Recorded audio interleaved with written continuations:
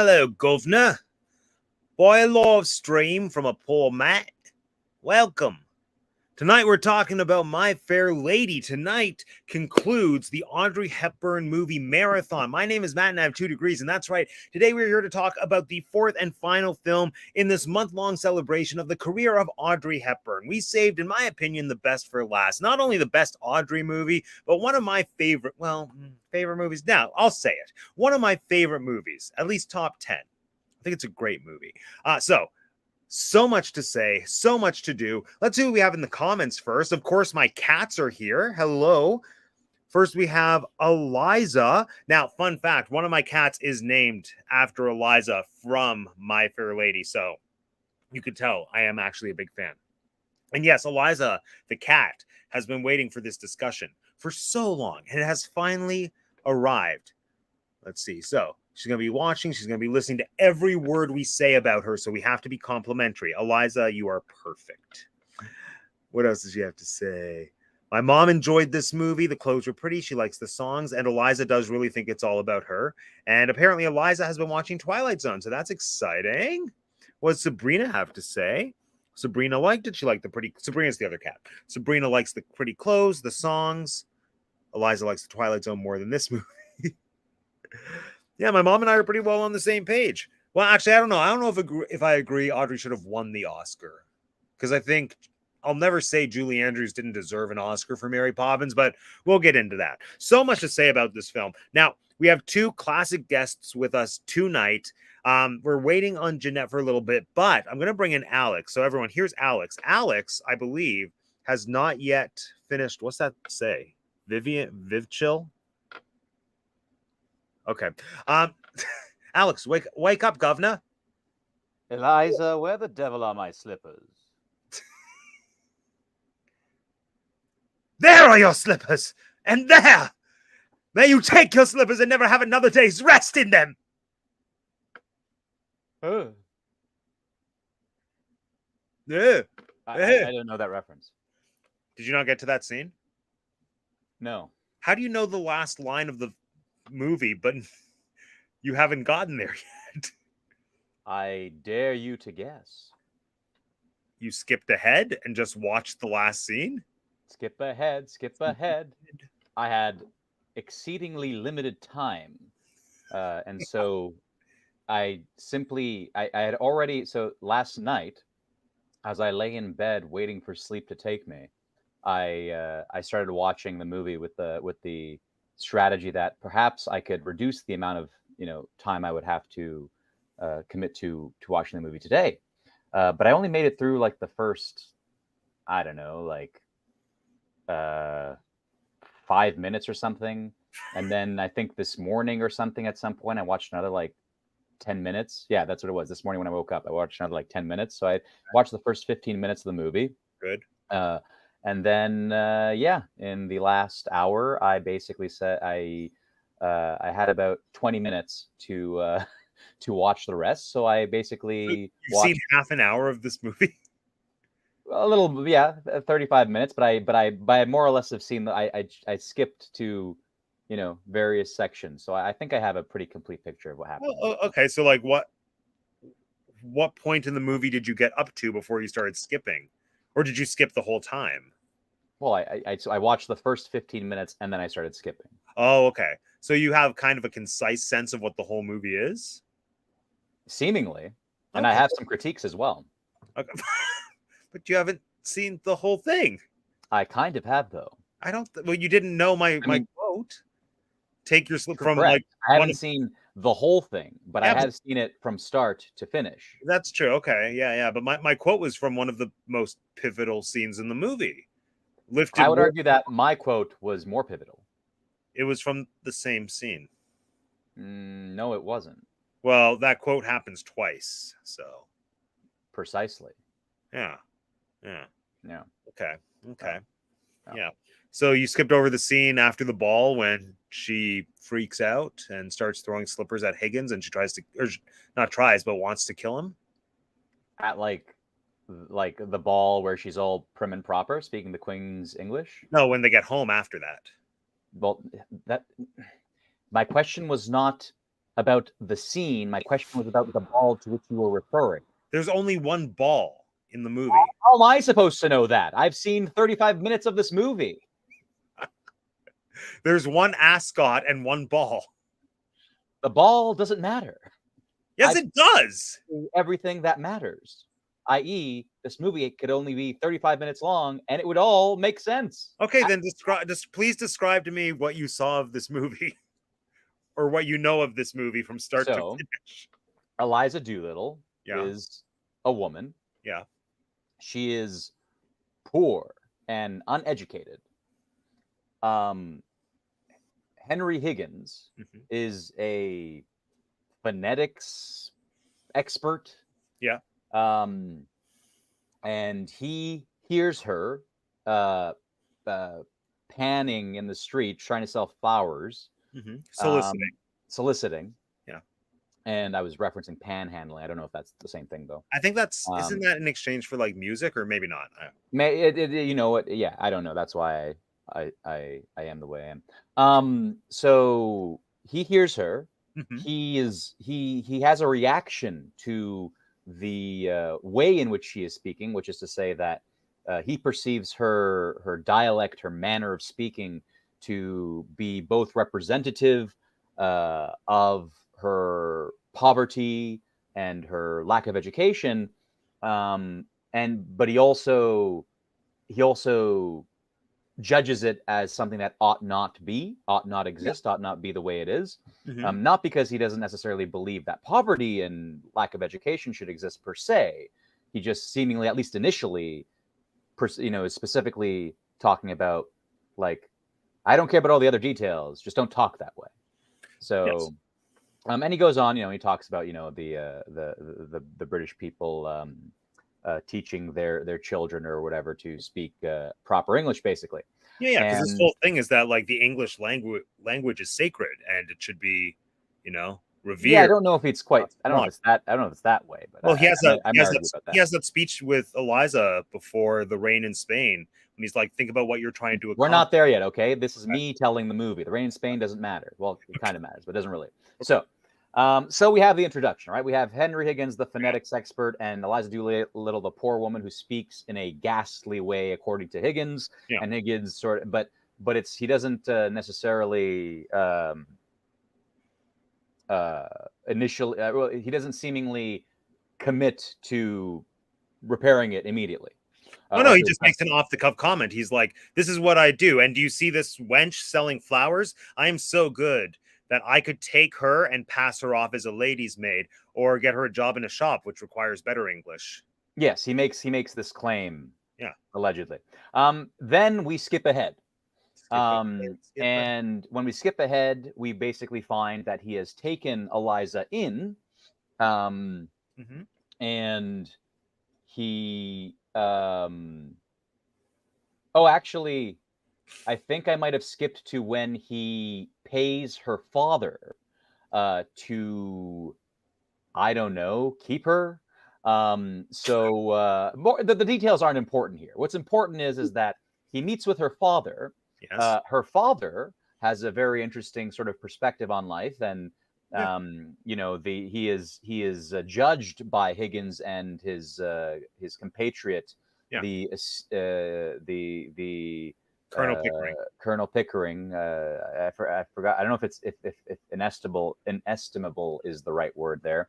It isn't the right word. It's but I guess maybe just the esteem. The esteem. Yeah, the esteemed Colonel Pickering. The esteemed Colonel Pickering. Expert in Indian dialects. Yes.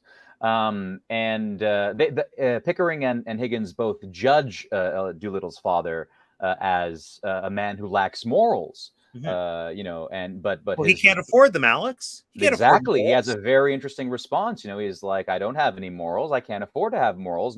Nobody could if they were as poor.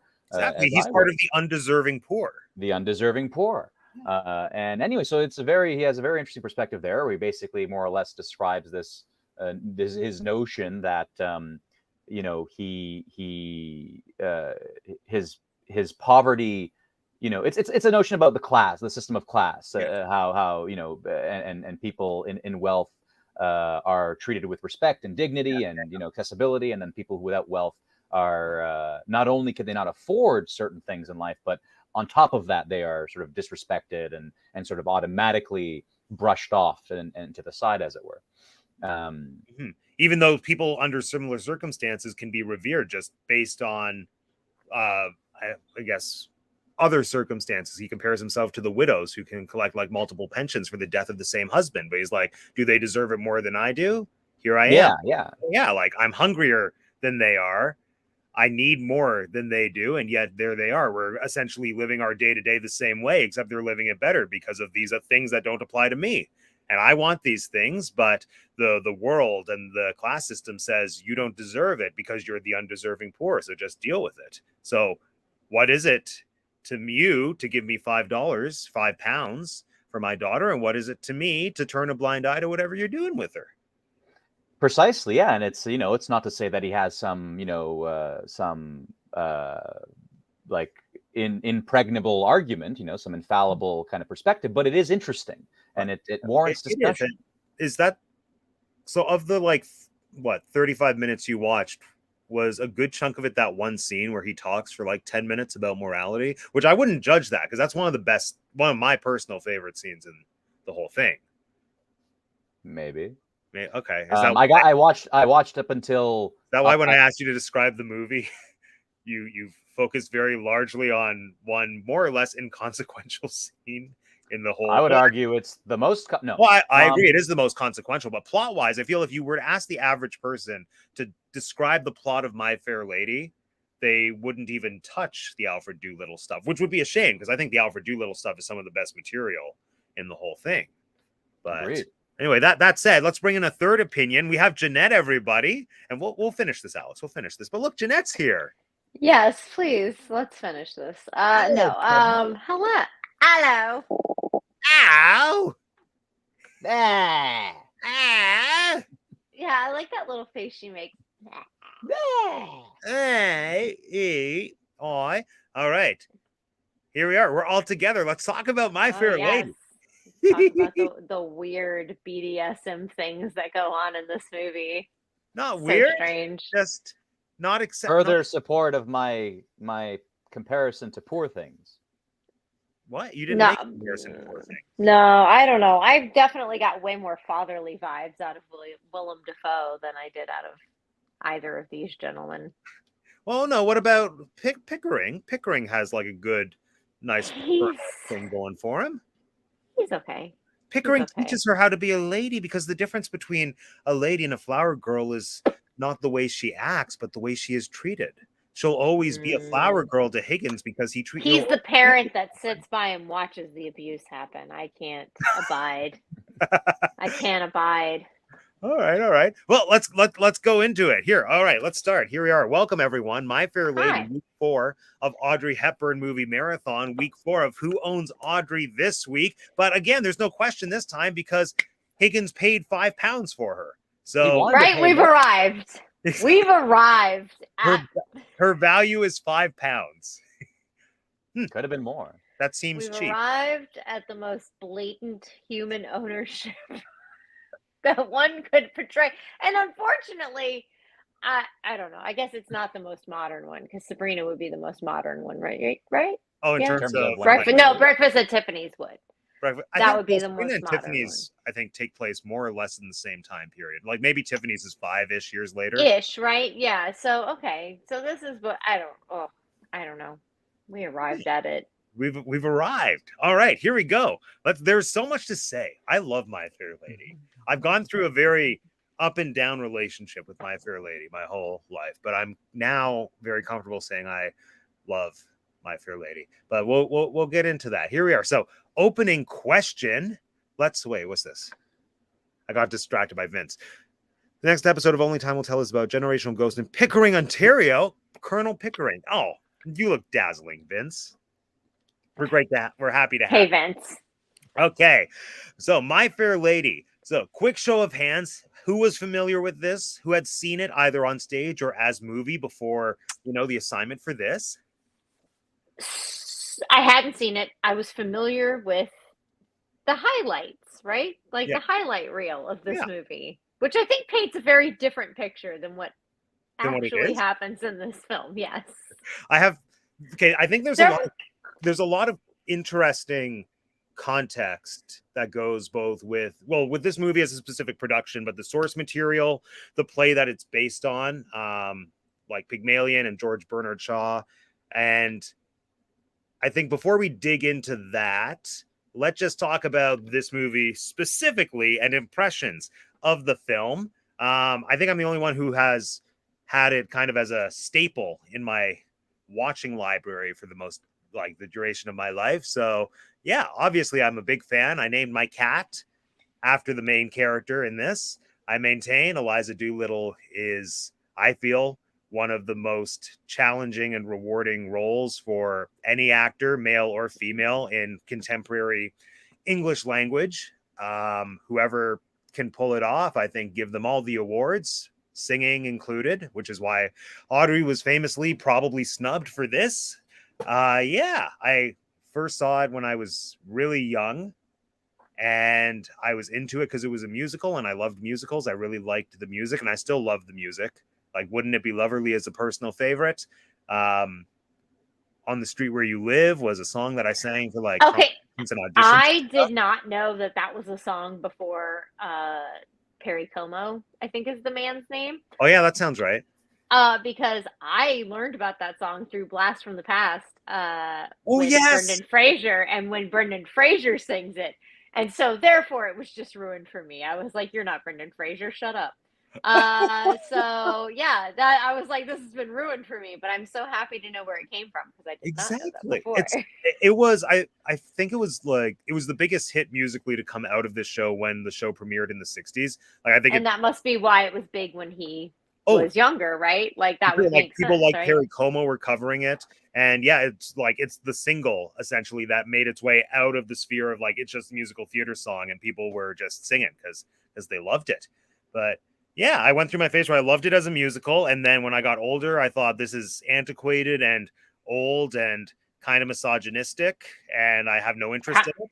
And then and I do I see that argument, but then I sort of waywardly made my way back to it when I started learning a little bit more about Shaw, and then when I outright studied Shaw in acting school and found out sort of why he wrote the things he wrote, it sparked more interest in me and a new appreciation for it, which I'll get into later. But there we are. Alex, what's your first impression just of this movie? The bits and pieces that you've seen.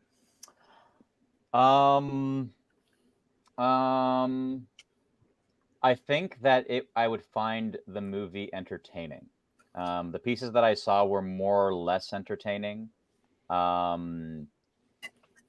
The pieces that I saw of Eliza Doolittle / Audrey Hepburn, I don't know how I would rate her performance.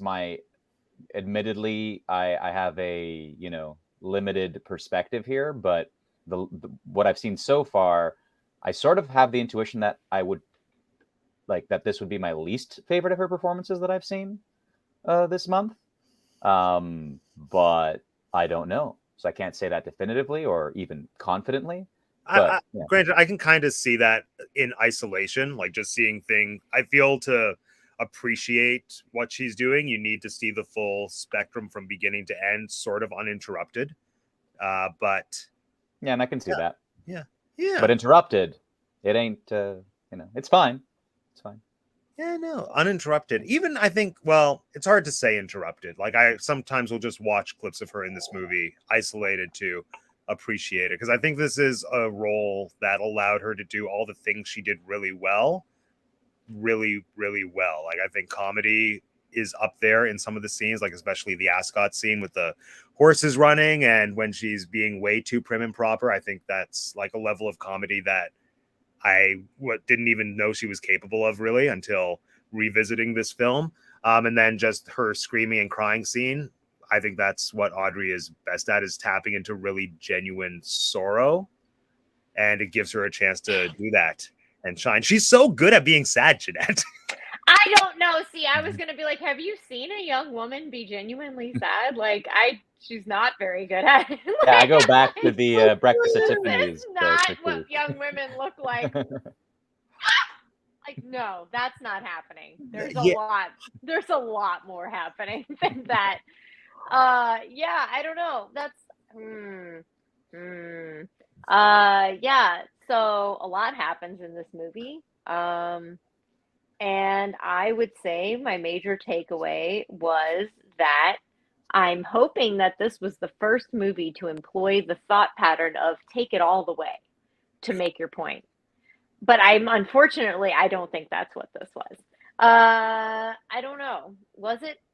Before Like I to go give any it further, credit for like Take it all the way in pioneering. what sense? like let's show misogyny at its just absolute worst, nastiest, like most blatant point, so that you understand how bad it is. Like, was that the point? Because if it wasn't, then I can go on. If it was, then I can. Well, I think this is the thing that I find that I really like about My Fair Lady, that kind of made me start to build a really genuine appreciation for it. Is I've like, for context, I worked in a theater for a while as like a brand representative while a production of My Fair Lady was running for about 2 months, and what I found fascinating was that it kind of sparked the same discussion in absolutely everybody. Like, even the really like apathetic teenagers who were just working the bar would be really angry about the play. And that's just very hand in hand with what George Bernard Shaw did as a writer. Like, the Shaw Festival's mandate right now, there's a whole festival in Canada dedicated to George Bernard Shaw. And their mandate, at least presently, because it changes with every artistic director, but is to do plays that are written by, as they say, their words, not mine. This isn't the official mandate, but one of the artistic directors said that they try to do plays that are by like the shit disturbers of history. So the people that are going to fill up audience members, the people that are going to provoke discussion. Because Shaw's whole thing. I love shock rock. I'm into that idea. Just preface. That's why I'm wondering. I'm like, I love South Park too. I think that's the thing with My Fair Lady. That's what they do. I think the impression of My Fair Lady is generally that it's a product of the time of the 1950s of let's write a musical comedy where we're romanticizing this man saving this woman, and then it ends up where there's a relationship and they look past their social classes and then they fall in love happily ever after the end, which is very counterintuitive to Shaw's thing. Because Shaw was a philosopher, essentially. That's how it was described to me when I was first being taught his plays, and he like expressed his world views and his thoughts through plays. So he would have thoughts on politics that he would express through plays, or feminism, or different social things into class and whatever. And some of his ideas have aged very well. Some of them haven't. He was very anti-vaxxer. So that's well, I mean, for the time period, I guess that's not crazy. But at the same time, I will take that into account, because the man could have been the first South Park. That's kind of what I was getting at. Like, is he just being so ridiculous so that we're like, this is bad? Don't know. Totally. Yeah. Okay. And I was like, okay, so then I can overlook that. I can move on to just looking at it as like, this is funny. This is also interesting, diverse. And okay. So in that case, I think that the characters are charming. I think that the character development in this movie is better than all of the other movies, in my opinion, other than maybe Sabrina. I think Sabrina might be my favorite one to come out of this, just because it is so scandalous. Right. I'm like, again, you took it so there, like, but like, she is still making a decision. She could have just run off like that. I think that one, she had the most freedom to make her decision. In general, I hate this idea of like lower class woman has to decide which guy, like, I don't know. That, I think I'm just done with it. I love Audrey. I don't know that I love what her character stood for. I think I might be glad that Audrey month is at an end, because my heart is very torn on all of this. This movie was really hard to watch. It was just, I hate to put it in the same category, but I haven't felt this much nausea from misogyny in like since 2016, if you get what I mean. So like, Oh God. Okay. Yeah. like I just had to pause it a few times and be like, what's going on? I don't know. It was so bad. They like pointed out, and I'm like, okay, but now that I know that it's part of it, I'm like, all right, that's cool. That's part of what he's pointing out. Good. Yeah. I think my problem is the timing. Is like everything, and then in the last 3 minutes they get together. Literally, like in the last I have a lot minute and a half. It's crazy. Like after we came back from the intermission. So when I started this movie, I thought, oh, this is the first She's All That. Like this is that. This is She's All That. Like this is that setup. Whatever. Okay, great. We come back from the intermission, and we don't move on. We're still like, is this guy for real? Is this guy for real? Like he's not falling for her yet. I guess I just for once in my life I wanted the romance a little bit sooner. Just a little bit sooner. Interesting. See, I like coming back from intermission because I feel like it's interesting to have what feels like a Cinderella story, and then at the halfway point where you would almost expect, like they're gonna fall in love, that's when everything blows up and she starts throwing the slippers at him. And I just like how it, like the seemingly happy ending, it comes back to this question of, okay, but where do we go now? Like we've hit the end point, it was a success, but she literally says like, what is to become of me? Because now I'm just caught, I can't go back. And like the scene that makes me like, that breaks my heart is when she does try to go back, and like they're all still singing Wouldn't It Be Loverly, and she tries to warm her hands, and she's like, okay, here I am, I'm back, friends. And none of her friends recognize her, and they're like, you shouldn't be here, lady. It's like, this is so sad. Yeah, it is very sad, and I do sympathize with it. Literally, like, I mean, I went through a summer where I came back to school and I looked very different, and like none of the people I knew recognized me. Like that was really real. So like I did sympathize. Like that scene kind of made me cry. But my issue is with the writing that her whole thing, and they even replay it later, is that she wanted to open a flower shop. Yeah. Like she just went back to her old. I was like, there is a middle ground here. Like, go open the flower shop. Why are you not opening the flower shop? I was so frustrated. This movie was frustrating overall. I think that's my best description. I was just like, why aren't you doing the thing that you said you wanted to do? Like you said you wanted to do that. Yeah. Maybe that I didn't see any of what you're talking about, but maybe that had to do with you guys can tell me if I'm right on a accurate track. Maybe it had to do with like community. Maybe it had to do with a sense of I guess in that case, like her feeling like she was she didn't have a community. Like basically my point being, like, rather than her being able to independently blaze that trail that she was talking about before, because when she was talking about opening the flower shop, she had either about that dream seemingly, let's say, started when she was in the in her poor and educated community, let's say, and or she was talking about it when she was firmly under the wing of Higgins, and firm, and so she in some sense in both of those contexts was, I don't know, enveloped by something, stabilized by something, there was something going on around her that she knew what it was. She knew what the score was. Then if she finds herself at some point in her journey where she doesn't know what the score is, she's, for lack of a better term, lost.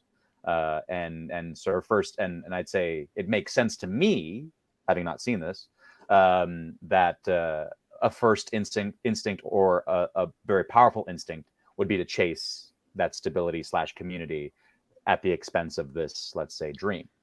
Yeah, like sure. Higgins even mentions what about your old idea of a flower shop? I can't remember what her response is, but like it is acknowledged. Yeah, no, I know, and they do, but it's like this I think that's my other issue again with the timing and the pacing of this film. The father, who is arguably the most deplorable character of the entire film, gets the longest song of the entire movie. Yeah, 2 of them. And one of them, I had to fast forward through. I was like, I am feeling sick to my stomach. So the first Why does this guy... No, the second one. Oh, okay. Why does this guy get so much time at this point in the movie? We should not care about him. We should hate him. Why are we watching this? I don't And then it has no role in the story after that. Him being married affects nothing after this. Yeah. It's so frustrating. I think that's very much there, I feel, because it's like classic, especially of that era, musical theater logic of you have to put in the 11 o'clock number where there's some kind of big showstopper, because narratively after that, like the other songs we get are kind of downers. We have the one where she's with him at the mom's house and she's like, fuck you. Oops, I'm the one who swore this time. But whatever, here we are. It's the Shaw episode where she's like, screw you. England still will have spring without you. I'm done. And then we have I've grown accustomed loved it. to space. Why wasn't that the bigger one? Also, why is this weird Freddy character? We are supposed to care about him. There has been zero character development. We saw him once.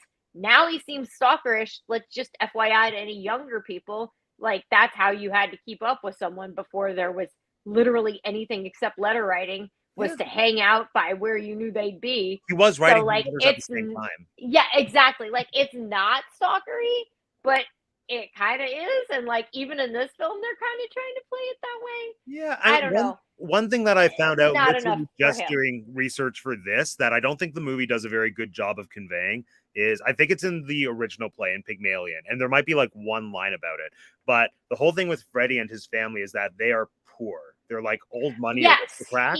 He's also like kind of dumb, I guess, because he can't get a job. Like there's that insinuation. He's uneducated, and his family is only respected because they definitely family with a name. They don't make that point in this until later on when she's like, "Oh, I have to support him." Yeah. And then at that point, I'm so frustrated with her situation, and I don't know whether to be mad at her. I don't know whether to be mad at everybody. Because I'm like, you are acting dumb. Everyone around you, other than maybe the colonel, is acting dumb. I just can't abide anybody's action. The mother's cool, kind of. Like, she's an old lady and can't really get out of it. She's actually being pretty hip, it seems like, for the times. I don't know. I don't know. I think the whole thing. The last scene of this movie. Can I just say? I'm sorry. The last scene of this movie. I just kept waiting for a redeeming, like Pretty Woman-esque ending. Something that was like da da da. No. No. The last scene does absolutely nothing for redemption at all for anybody's character traits. But where the devil are his slippers? And then there's somewhere. You missed it. That's how Alex entered the chat tonight. With the hat on the hat on. You know that if you didn't finish the movie. He skipped technically I did finish the movie. You watched the okay. I think he just fast forwarded and then you did the high school novel precisely what I did, film. more or less. He watched kind of the greatest hits. I watched all the moments that I needed to understand. You missed the Ascot scene. It's irrelevant. You probably missed. You missed the scene when she throws the slippers at him. I fast-forwarded through all the songs that I found to be mediocre because none of them carried any story with them whatsoever. You did it. You did it. And that one was actually pretty jaunty. I like a jaunt.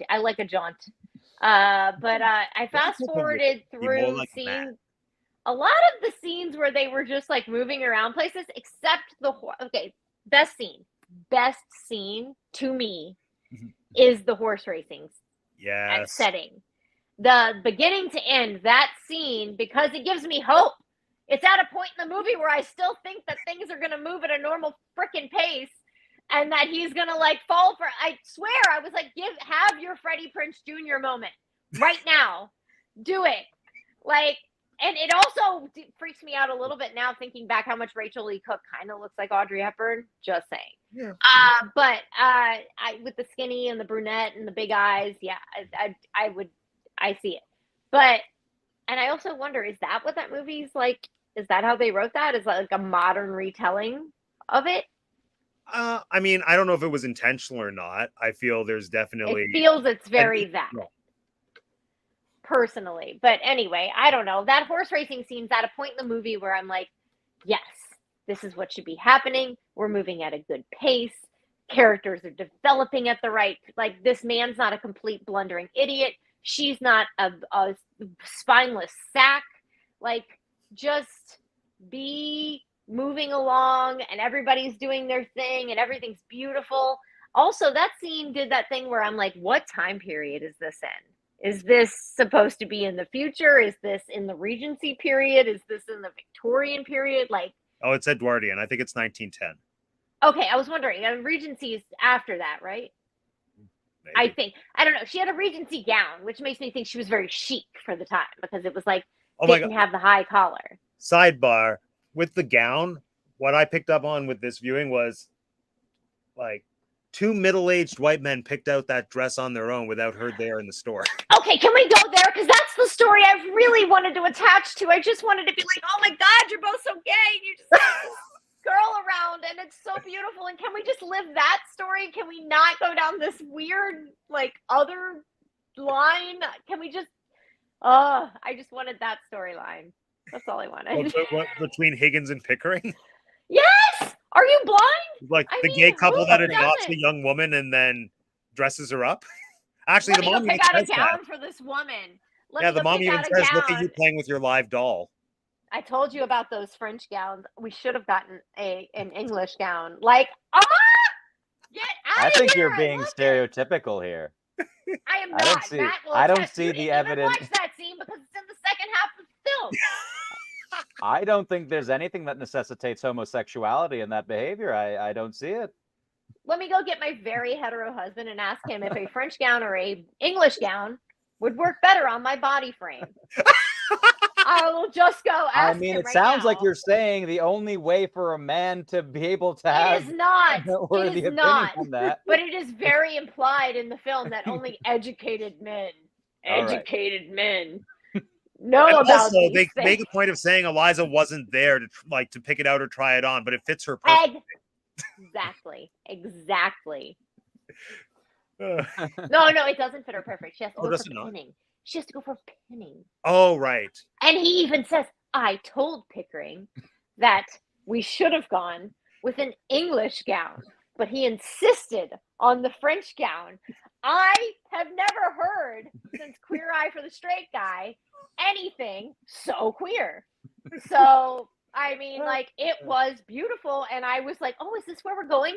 Is this where this film goes? This is beautiful. That's why all of this was so, that part of the film, right at those little tail ends of the intermission, both ends, beautiful. Love them. Wish we would have gone with that. Really wish we would have followed that storyline. Oh my gosh. I love it. I love it all. I had things I wanted to say, but I forget what they were now. Classism. We'll get there. Okay, let's talk about the ending.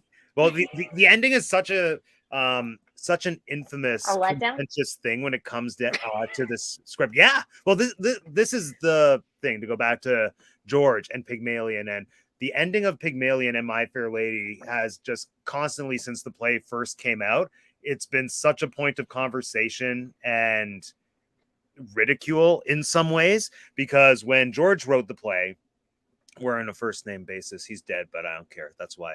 When George wrote the play, he was very adamant that he didn't want any romantic implications between Higgins and Eliza. He was like, the popular culture has this weird notion that if you have a man and a woman on stage, that they're like the two main characters, that they need to fall in love. There's no reason that this middle-aged man should have any relationship with a 15-year-old girl. And no, just anyone producing this play, that's not what's going to happen.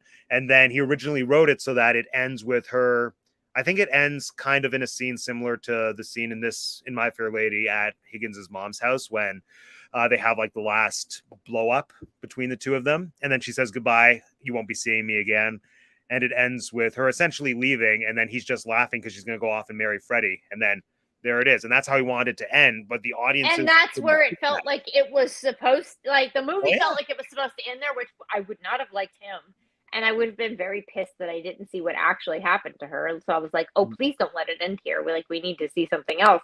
But the something else that we got was not the something else that I cared for.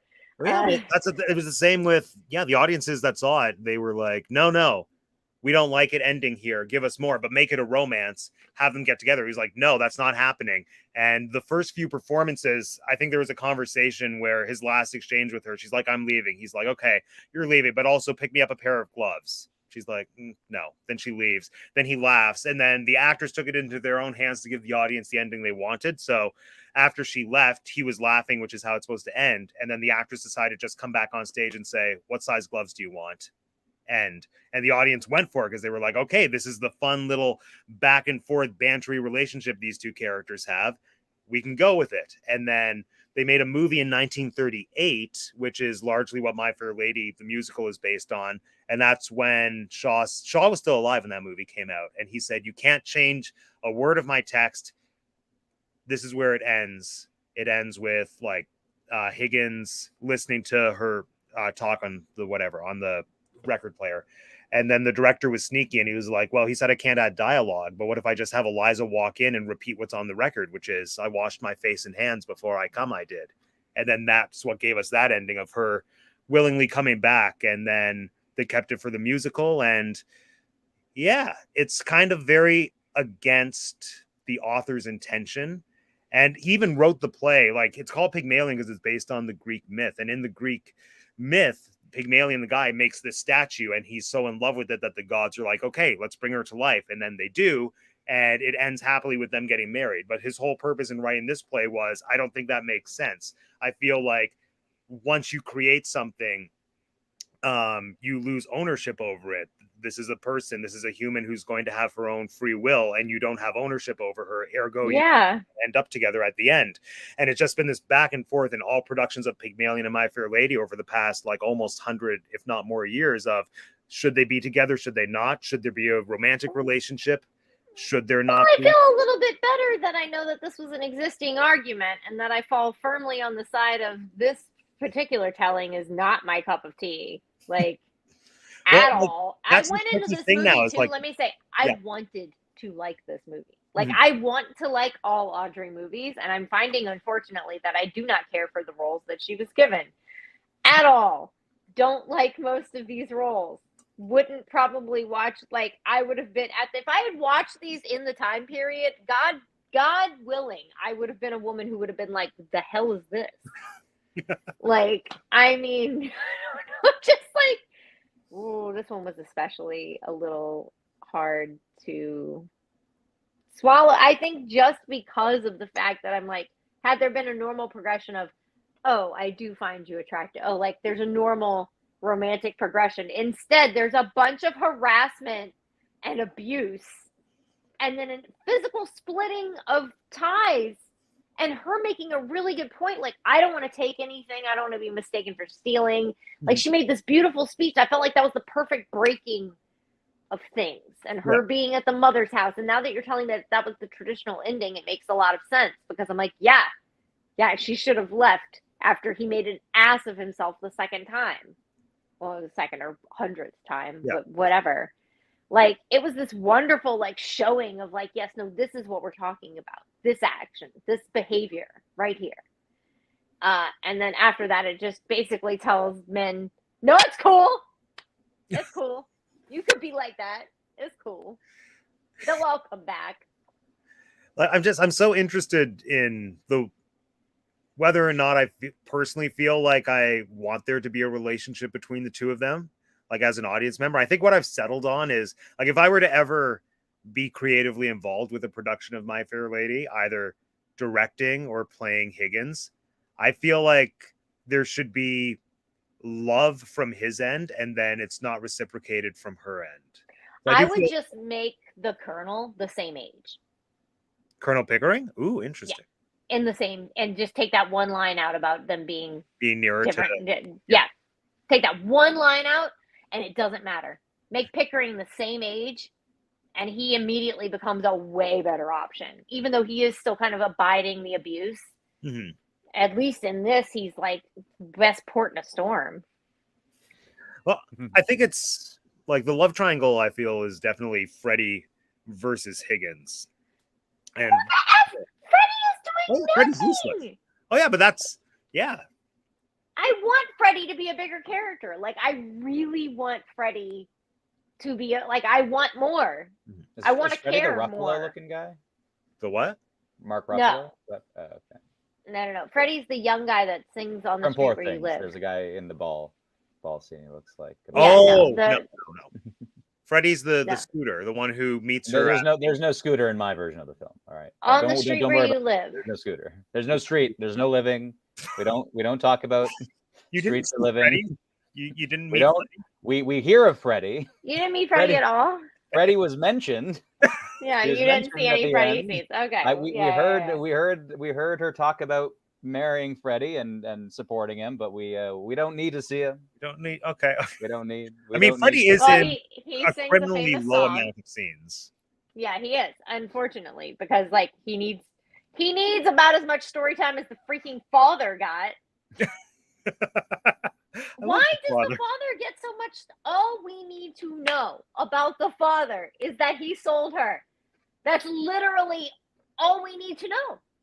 Nothing else is relevant. He provides context. You could pluck him out of the story after that, and it would make it shorter for one. Thank God. The father's presence, I think, is justified by the fact that he comes back with all the money. Because I feel everything with My Fair Lady comes back to class and kind of the performativity of it. Sure, but do you need that? Same person, he has the money, and now he's being treated differently, which is like that's the tragedy of the whole thing. Like Shaw kind of hated poverty and class systems, and he's the embodiment of that. Sure, but do you need that? Because like I feel like you're getting that from a number of other places in this story, and his doesn't. I don't want to like him. There's nothing likable about him, and so it makes me not want to care about his like I just want to not care about his story after a certain point. Like I'm like, oh, you served your device, you sold your daughter, and why do I care? Like I don't know. That's where I'm at after that. Yeah, I think he's like an extreme satirical version of like the lowest form of the lowest class in England at the time. And I feel like when this was written, it was written in the time period it takes place. So he was just essentially showing like this is the undeserving poor, which is a term I think they use outright in the material, but it was also part of a law I think that was passed. Like the government dictated these are the type of poor people that we're going to give more support and more help to, and then these are the people who have like no entitlement to anything beyond us giving them just the bare minimum so that they can live. And Alfred Doolittle is sort of the embodiment of that type of person, and he seemingly is into it. And then when he loses that, it's like, oh, well, I was happier when I was poor. Yeah, he is kind of deplorable, but I don't think it's without purpose. I also think it's nice to have a reminder of the community that Eliza came from, especially in the second half, so that we don't lose touch with that, having seen her now being accepted into the world of Higgins and Pickering. Like we kind of have to go back to this is like, these are your roots. This is the society you don't fit in with anymore through her dad. Plus we'll also put in a big toe tapping song and dance number. A really long toe tapping song and dance number. About marriage. He's getting married in the morning. And then that serves no purpose in the story after that. Yeah, a lot of the songs are very hit and miss, I find, in this piece. Yes. There were a lot of attempts to turn Pygmalion into a musical, and people gave up because it was so difficult. Since like a lot of Shaw plays just read like essays of here I am preaching to you about politics and philosophy, but through the mouth of a character. Like Rodgers and Hammerstein tried and they gave up. And Lerner and Lowe kind of pulled it off. And I think some songs work better than others, but there's also a bunch that I would get rid of. Like Why Can't a Woman Be More Like a Man? And like, Oh God, that was so hard to get. I had to pause. Oh, I had to take so many breaks. Next time you can have my version of the film where that song doesn't exist. Yeah. Oh, I know, right? The Alex cut is great, I guess. Like, yeah, but he missed Freddie. He missed On the Street Where You Live. I will say, so that's what I was gonna say. My favorite songs from this movie are songs that I didn't know were from this movie until I watched this movie. What On the else? Street Where You Live, I Could Have Danced All Night.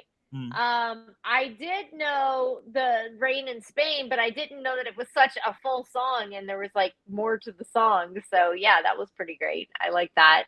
Yeah, all the songs I like. Oh, and then I did like Wouldn't It Be Lovely, but I had heard that one kind of like remashed in something. I can't even remember now. But I was like, oh, I do know this tune. So yeah, all the ones that I didn't even know came from this movie. Yeah, and actually, those are, I think, probably all my favorite songs in the whole thing. I did like. Okay, can I just tell you? I kept imagining when she was singing "Wait, Henry Higgins." Yeah. As what's her face from Sweeney Todd. Like I kept Mrs. Oh, Lovett. Mrs. Lovett? I kept envisioning Mrs. Lovett and like her being like, just you wait.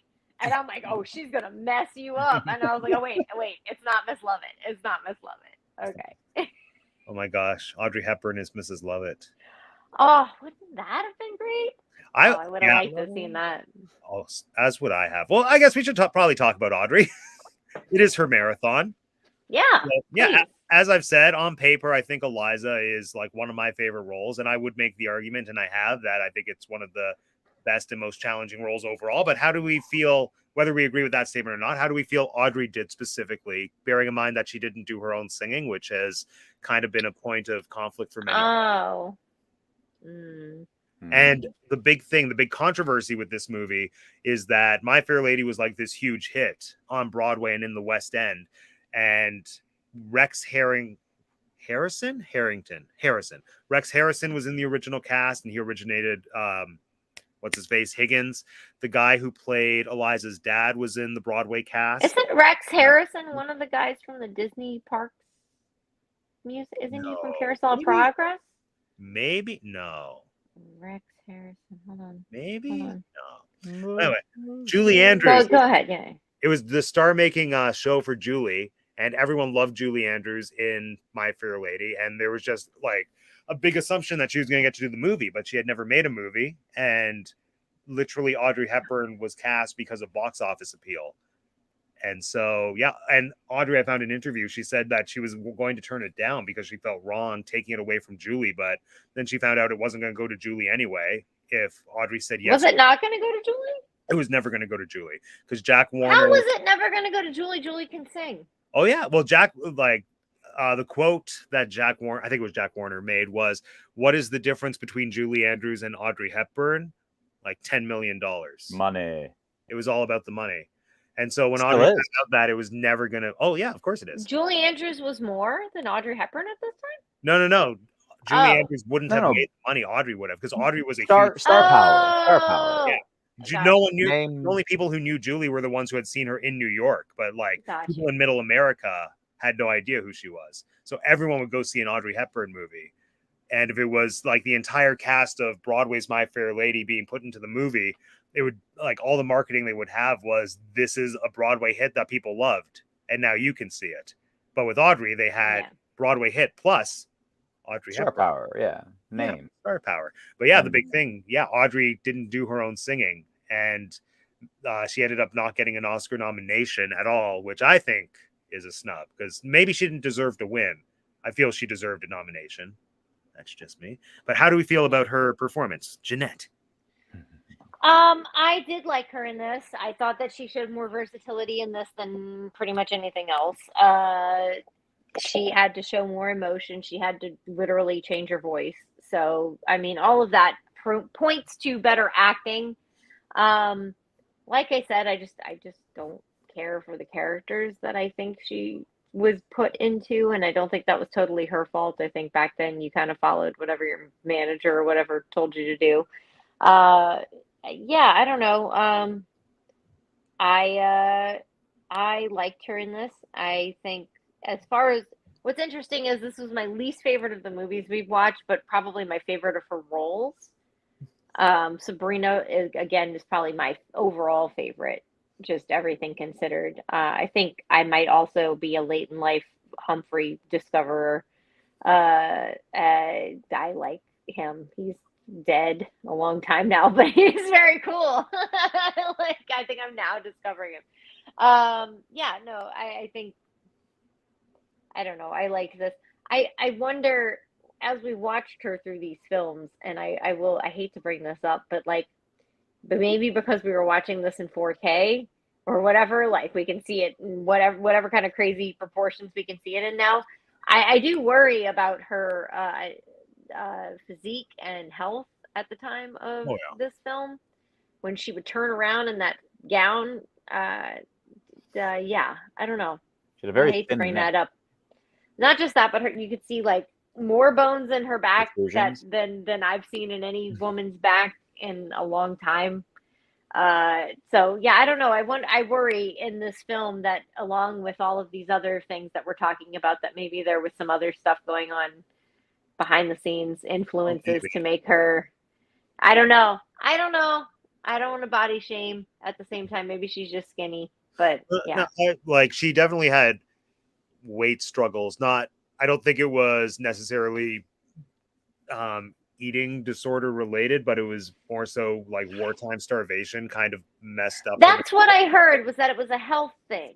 Yeah, And that it was impossible for her to, so like, again, I'm not trying to body shame. I that was when I was watching this, I was like, oh, I don't hope that's what it was, because I know that was probably a struggle, but at the same time, I hope it wasn't like a Hollywood thing. You know what I I don't mean? think it was a Hollywood thing when it came to her. I think she was Okay. just naturally very skinny and struggled to keep weight on, is sort of the impression I get. Also, I feel the process of making this movie would have probably burned a lot of calories. And like, Right? This seems more labor intensive than any of the other movies she did. yeah. I also love this movie because we really get a chance to see her dance a little bit, which is like, that was her first thing, her first love and her first passion. And there's just so much joy in Wouldn't It Be Loverly when she's dancing with her friends. I love Wouldn't It Be Loverly. Well, when she gets to dance in the ballroom scene too. Knowing you get to see the graceful dancing. Yeah. Oh God. Yes. What a lady. What a delightful lady. I did love her in this movie. I thought she brought it all the way. Yeah, I agree with everything you said. I do think we see a lot more versatility. I was more impressed with her acting in this movie than I thought I would be, having seen the previous 3 movies. I was scared I'd go into this and it wouldn't hold up or be as good as I remembered. But yeah, overall, she really surprised me, especially with the dialect stuff. I Yeah. kind of went in thinking that the Cockney would like be pretty decent, but then when she started refining how she was speaking, she would just revert to her regular Audrey accent. And I feel that she actually took the extra few steps to, speak the way that is dictated in the script, and to like actually Yeah. do proper RP or whatever dialect he was using as a foundation for teaching her. And it, like the in-between scene, specifically the Ascot scene, the way that she's articulating and using her vowels in that is just, I think, top notch. Yeah, that's again best scene. Oh yeah, absolutely. And Alex, I'm so sad you didn't get to see the Ascot scene. It's hilarious. Oh, you have a finger up. I have a point to make, which may. is that according to the timestamps, if you will, Yes. the first I reached the 1 hour 45-minute mark. Nice. Oh, did you? Oh, I did indeed. And I was under the impression that at that time in the film, Eliza Doolittle's accent and progress with the English tongue, the proper English tongue, wasn't all that notable. There were. We don't know there were, what scene is an hour and 45 minutes in. Yeah. I think it's the scene where she's. It's might be Rain in Spain. It might be. Okay, so it's before the Ascot scene. It might be when she's. Is it when he's doing the weird stuff of putting stuff in her mouth? Because there's She's some still three doing it. scenes of him being like, "Hey, put this in your mouth. Hey, put this in your mouth." I'm sorry, but that is some weird fetishy stuff that they got into this film. Because first they deprived her of things in her mouth, and then they talk with these marbles in your mouth. I'm sorry, that isn't like an actual thing. I believe it. However, irrelevant. The point is that 1 hour and 45 minutes, she doesn't sound all that different from when I first met her. And then a mere 30 minutes later, or the 2 hour, 15-minute mark, she's Uh-huh. all of a sudden speaking the Queen's English at Alex, the you Yes. haven't ball. seen the whole movie. Yeah. My point You stands. literally missed the My scene. You point. missed the point when she stands. gets from there to where. Hey, guys! You guys listen to my So I was point. watching this movie called Titanic, and it was like this guy Jack was just alive, and then he was just And now dead. he's dead. And not- this chick was like 98 years old, and I have no idea why. That's not my argument. I'm not saying I know what happened. I'm saying that in an hour and 45-minute passes, and the pacing of the film produces a very little change, and then Well, I will 30 say minutes to that pass, point, and Alex, then it's a great big to, change. to that point, you did skip over a scene that I kind of hold issue with in this movie that I think they were trying to. Well, you're nodding like you know what I'm going to say. You haven't seen this part of the movie. I made the point. Maybe you're It's gonna like make my skipping point. from Julia Roberts in the blue and white dress to her eating lobsters and escargot. It does. No. What happened? What happened? Pacing, not what happened. My point is that it only took 30 minutes for things. I don't care what happened. Maybe an alien came down and zapped her with a Yes, British it's gun. the pacing sucks in this film. If Yeah. that's what the point you're making, the Yeah, I pacing mean, is saying. awful. There is one point pacing wise Terrible. that I see what they were Terrible. trying to do comedically, where it's after the ascot when they're like, "Oh, this was a disaster," and then Pickering is saying, "I'm calling That it was off." a cool scene. No, that scene. The transition is so abrupt, though. The So content doesn't modern. work. No, but it was so modern. I liked yeah. that. I was like, more of this. That was almost like, yes, we've made a time jump. It was making the point of we've made a time jump. There was a scene where they're talking about how, oh, that was awful. I can't believe she made this horrible blunder at this big social event. We've got to not do the thing we're talking about, right? And then it's just that. And then they cut and they're in different outfits. That, I thought that was so cool. I thought that was very modern and very like, oh, thank you for making it like, oh, yes, we've done a time jump and acknowledged that it is a time jump. Maybe it just felt so out of character for the rest of the movie. Like when you say modern, I don't disagree. I think I very much agree, and that's why it was. Yeah, the rest of the kind movie's of not jarring modern for- at all. It was so jarring. I was like, Is that this, like the doesn't, sore this doesn't thumb? feel like the filmic language that we've been dealing No. with for the rest of this No. movie. Exactly. That's what I'm saying. No. That's all I'm saying. You weren't Yeah. saying you Spend haven't an seen hour this and scene. 45 minutes You don't know what you traveling were very saying. little. It's exactly what I was saying. That's precisely Yeah, my no, point. you're right. The pacing of this film, and I will say, literally, the part that Matt and I are talking about happens in what you're talking about.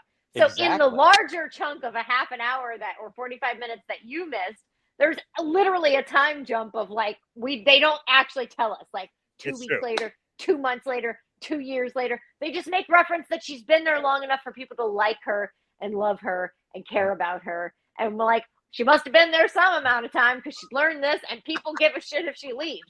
So like, you know, we Irresponsible. must care. Irresponsible of the movie to do that. You know, It also sounds though, Alex, like you skipped over what I would say might be the best half hour of the movie. but ultimately unimportant.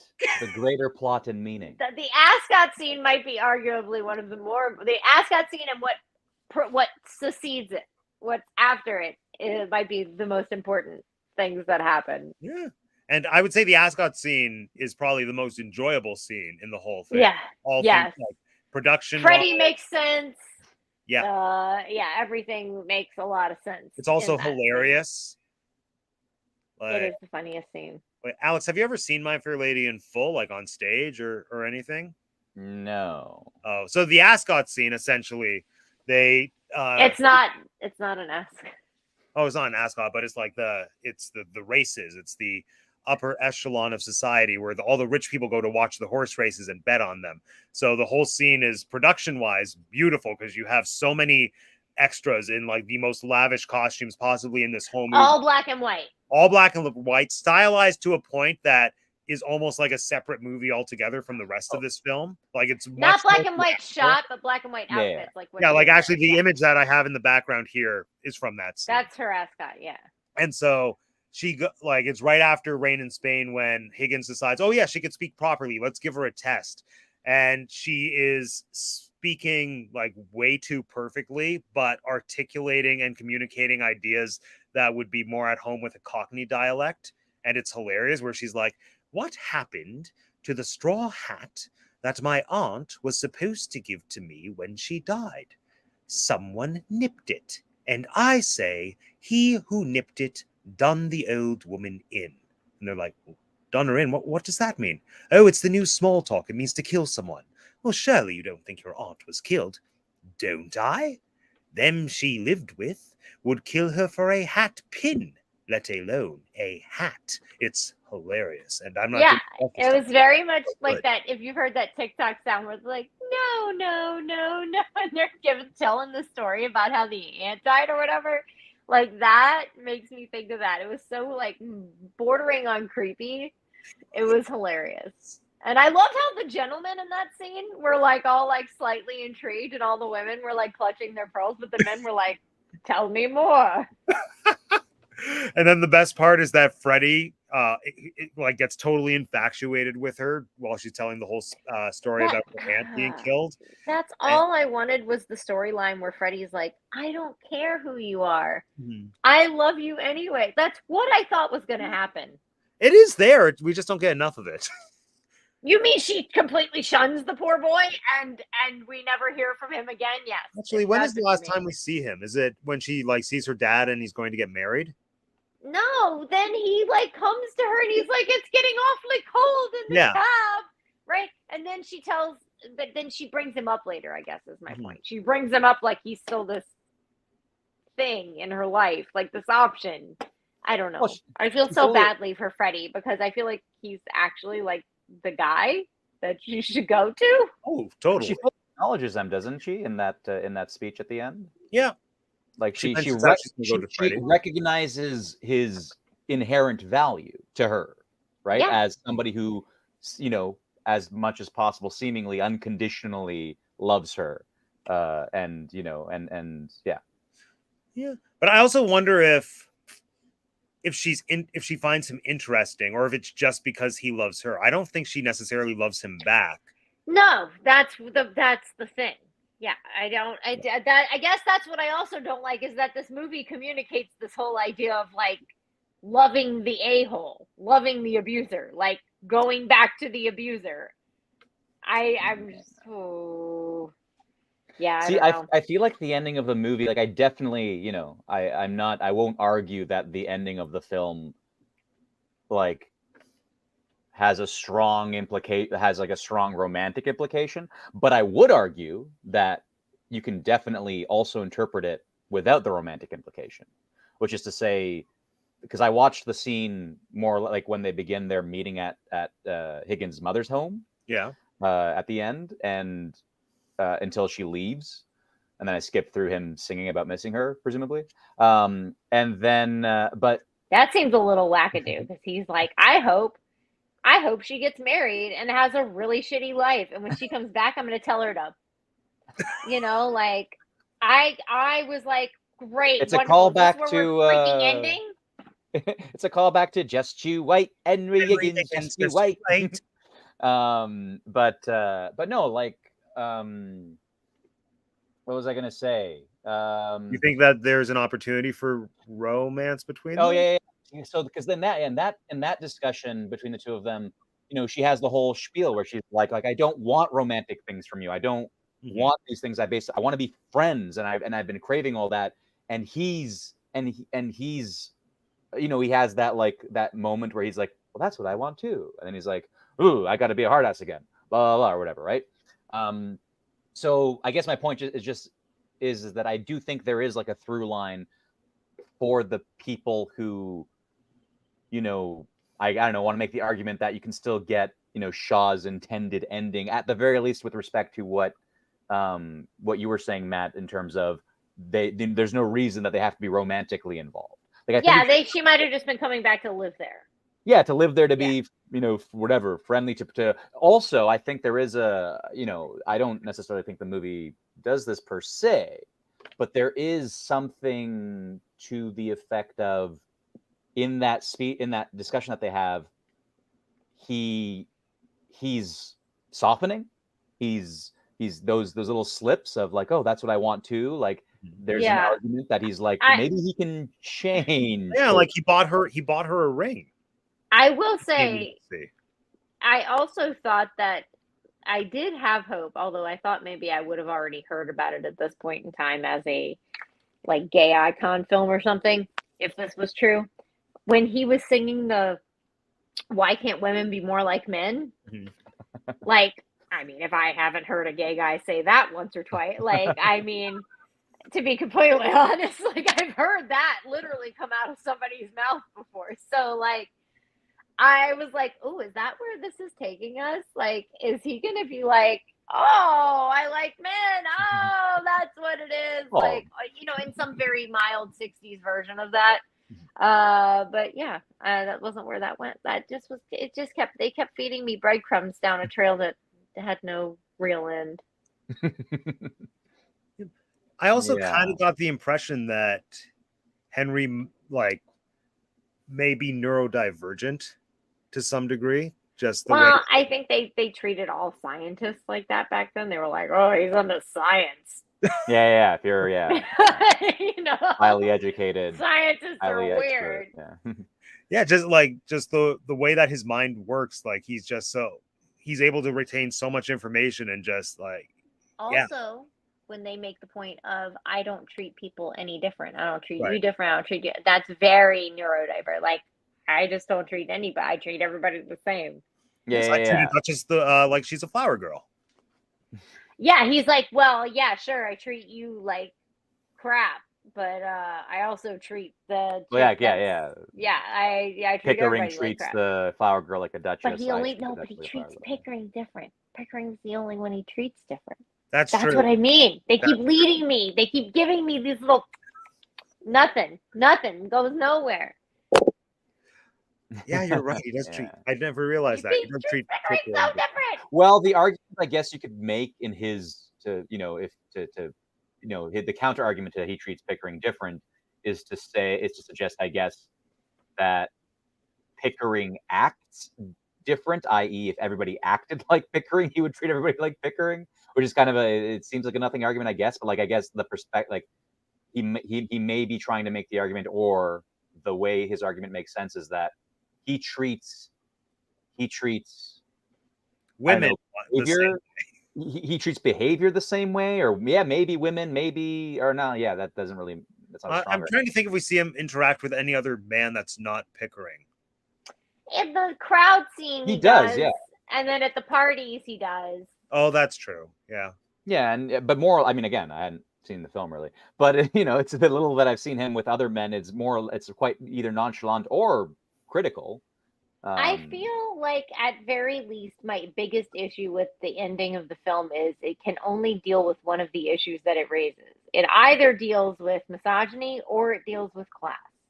I don't feel like it gives a conclusive ending to both of those things at one time. Because just because he accepts Eliza, he's still got freaking servants in the house. Like, don't think. Like, I don't know. I feel like you've raised two major issues in this film and only answered one of them at most. At best, maybe. So what do we think the strongest argument of towards him changing his perspective on class is for this movie? Like, in what way could we say that Higgins may have shifted his perspective of class? I don't think he does shift his perspective. I don't think he does. That's my thing I'm saying. Okay. Okay, so pretty much I think there isn't a way you can pick it apart and make a case for it and say, by him accepting her, he's starting to right, you can go down that road. Yeah, you're saying she was a lower class, and you can kind of say, even though in his mind he's elevated her to a proper status, if you will, he sees that all people could have that potential. But I don't think you can say it for both things. I don't think you can say it for both women and class. I think that's a reach. That's a fiction that doesn't. I almost feel like Higgins is very much aware of the absurdity of class systems, and it's almost like he actively tries to, I don't know, flip them on their head, or kind of F the system. Yeah, I'm thinking specifically what he does with Eliza's dad, how he writes to the American Millionaire, and he says this guy is the best moralist you're gonna find in England, because to him that's funny. It's this is how I know this guy thinks, and because I'm in this position, you're probably going to respect what I have to say about it, and you're just going to take it at face value because I'm respectable because of either my family or my position as a professor. And then that's how he gets all the money. I think satirically, that's kind of hilarious from a writing perspective. But I also feel that that's kind of an in on how Henry sees everything. I feel like the reason his mom doesn't want him at Ascot is because he just goes and he kind of stirs the pot with all the rich people. Like one can only imagine what he would say when he didn't have Eliza. Yeah, because he doesn't. They did show us talk to that. He talked to that rich woman and was like, "Well, you better go sit down." every time one of her friends meets him, she never sees them again. Yeah. I like the mom. The mom in this one is way better than the mom in Sabrina. Just saying. Oh, the mom in Sabrina was useless. Yeah. No, I don't think Higgins changes, and I think that's kind of the point. But I think My Fair Lady is tricky because the way that it's written, like, it is set in stone that she has to go back and she has to say, "I wash my face and hands," whatever, and it has to end with him saying, "Where the devil are my slippers," and there it is. Like, when I saw Pygmalion the play at the Shaw Festival a few years ago, it was the original ending, where she just leaves him, and then the director added this scene. It was a modern Pygmalion too, which is worth noting, which was fascinating. It was like one of the coolest things I've ever seen. But it ended with him just watching a video of Eliza on repeat from her Cockney days, and it was just him in isolation replaying the video clips of her. But anyway, yeah, with the musical, you don't really have that liberty. And when they put it on Broadway for the revival a few years ago, I think they tried to incorporate Shaw's ending as much as they could without changing what was written, because after he said, "Where are my slippers?" she leaves him again. Like, she went up to him. Yeah. And Ambrose from... As she should. Yeah, she goes up to him, she touches his face, and then she just quietly, like, walks out of the theater. And she actually walked off. Oh my God. I was like, Jesus Christ. It was like that. Hit me again, Ike. Like, what the hell? Tell me again. That's from Gavin Williams. It's from his Live on Broadway special. Yeah. Sorry, I don't mean to be so insensitive. So yeah. I think there's a way to interpret the ending, I think, of that can, still leave Eliza with Yeah. dignity. Like, and I guess the way, at least in my mind, although I kind of like I like that the movie ends without us seeing what happens after that conversation, because there's no way to know that there's no way to know that. Like, it just cuts to black. Granted, she is kind of smiling. She doesn't seem that pissed off, but I'd like to imagine she leaves. But hey, she doesn't seem that pissed off. But so my charitable interpretation is similar to the "I want that too" moment in their previous discussion.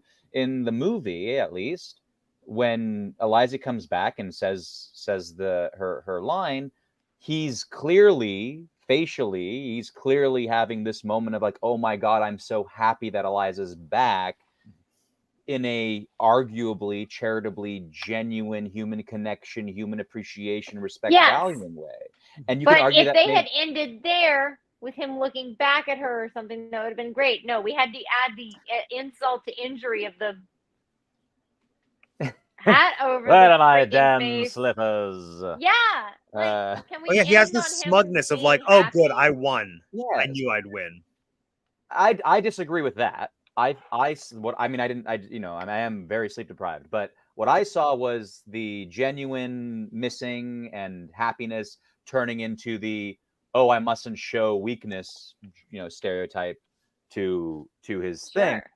If I say, okay, Eliza saw his reaction to her, and so even though he's playing this game with her, she's not playing the game with him per se, or not only playing the game with him, she's motivated by these glimpses of, oh, he actually is changeable, is genuinely feeling something closer, if not exactly what I want with him, which isn't sex, which isn't romance. It's this genuine connection this bond that we've, been developing and arguably developed, right? So I think I'm not saying that's what it is, or that's a super strong argument, but I do think that it's available to us. I think it's available, but I think the material is also making the argument that people fundamentally can't change. Like, their souls are what they are. You could change, like, the overlays and how they look and how they talk, but fundamentally at their heart, they are who they are. Like Eliza, I feel her morals and her personality don't really change from beginning to end. She is more or less the same person. She just funnels things differently. And Higgins, I feel like he at one point says like, "This is who I am," or some version of that. Yeah, like, he does in that last Yeah. conversation. Yeah. He is all Yeah. about how you can't change a man's nature. Like it's verbatim. Yeah, he says Yeah, it so on like, the nose. you either you know what I am. I know what you are. We either accept it, but change isn't necessarily an option. Like But I enjoy the line he says when he says, "I can't turn your soul on."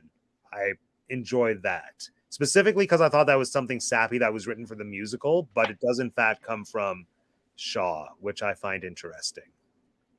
Like that, like in that discussion, his yeah, and that the discussion, he's like, no, when he says something about how no, I don't want you to leave. She says, "You have my voice on your machine. You can turn it on whenever you want." And then I can't turn your soul on. Yeah, I can't turn on your soul or whatever. Well, and that's when she says, "I don't," and she goes on this little thing, and he goes, "I like you like this," and that's what really pisses her off. That's when she leaves.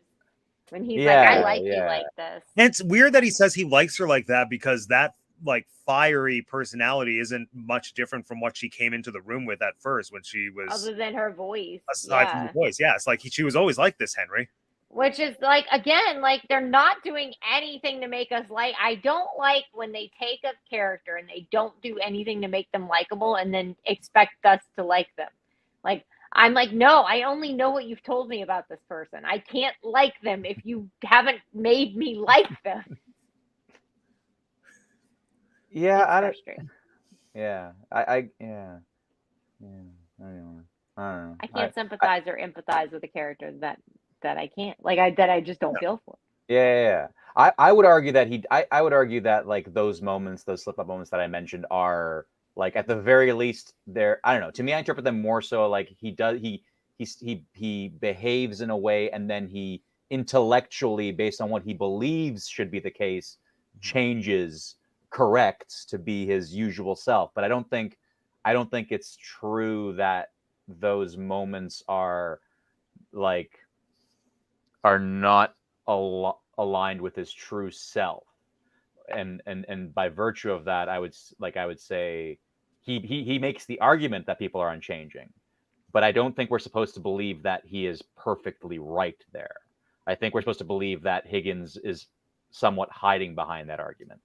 He's relying on that argument to try to get what he thinks he wants, what he thinks will be best for him. I assume Higgins is up to the worst at pretty much all times.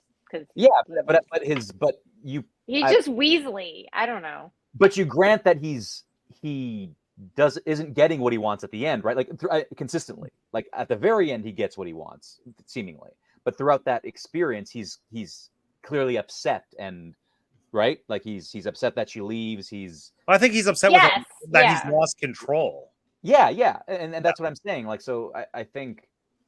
Yeah, I think when he's like schmoozy, like, "Eliza, you can't change the nature, blah, blah, blah, blah, blah." I think that's him hiding behind his intellect and this idea. Yeah. And I think those moments where he's like, "I want that too, that friendliness." And, "Oh my God, Eliza's back." I think those are moments of his genuine self shining. I'm not saying the other stuff. And so I think that's the little, that's, if you want to follow that through line, I think that's something there. And I think all men show their true. Almost any person really shows their true colors when you're about to take away something that they want. So yeah. Wah, indeed. We haven't talked about any of the other actors in this. We've mentioned the character names, but sure. That's true.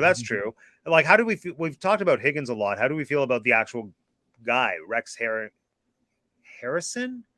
Oh, yeah. Find out what his name is, or is it Harrington? It's not Rex Allen, which is the person I think it's Harrison. But that means nothing. Yes, it is Rex Harrison. Okay.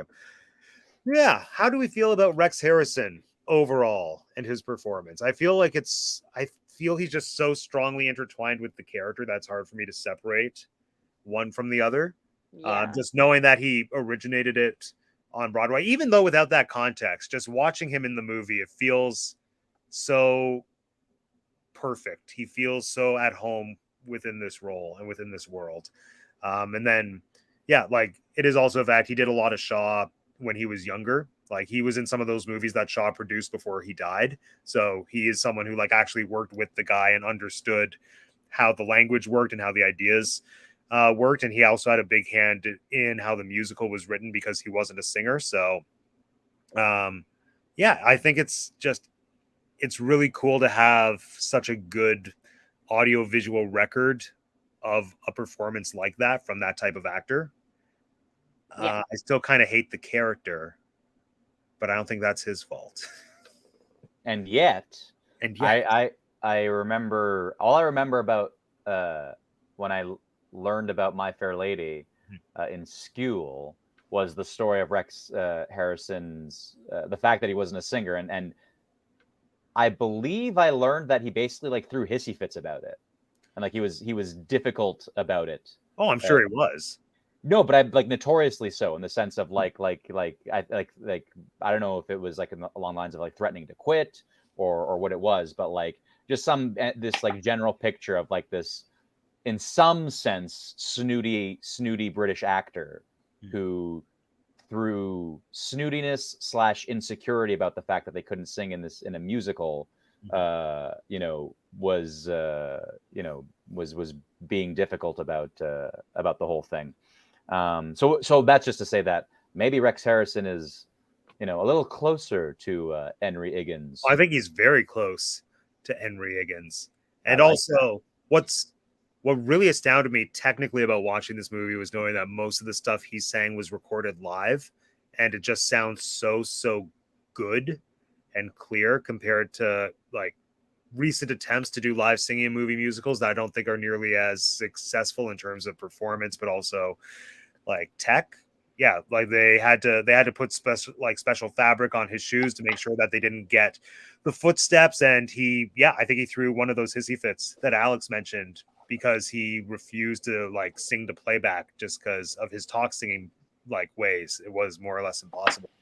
But oh, geez. I mean, but what I'm referring to is the like I'm assuming what I'm referring to is not the movie, it's the stage. He was difficult on stage too. Yeah.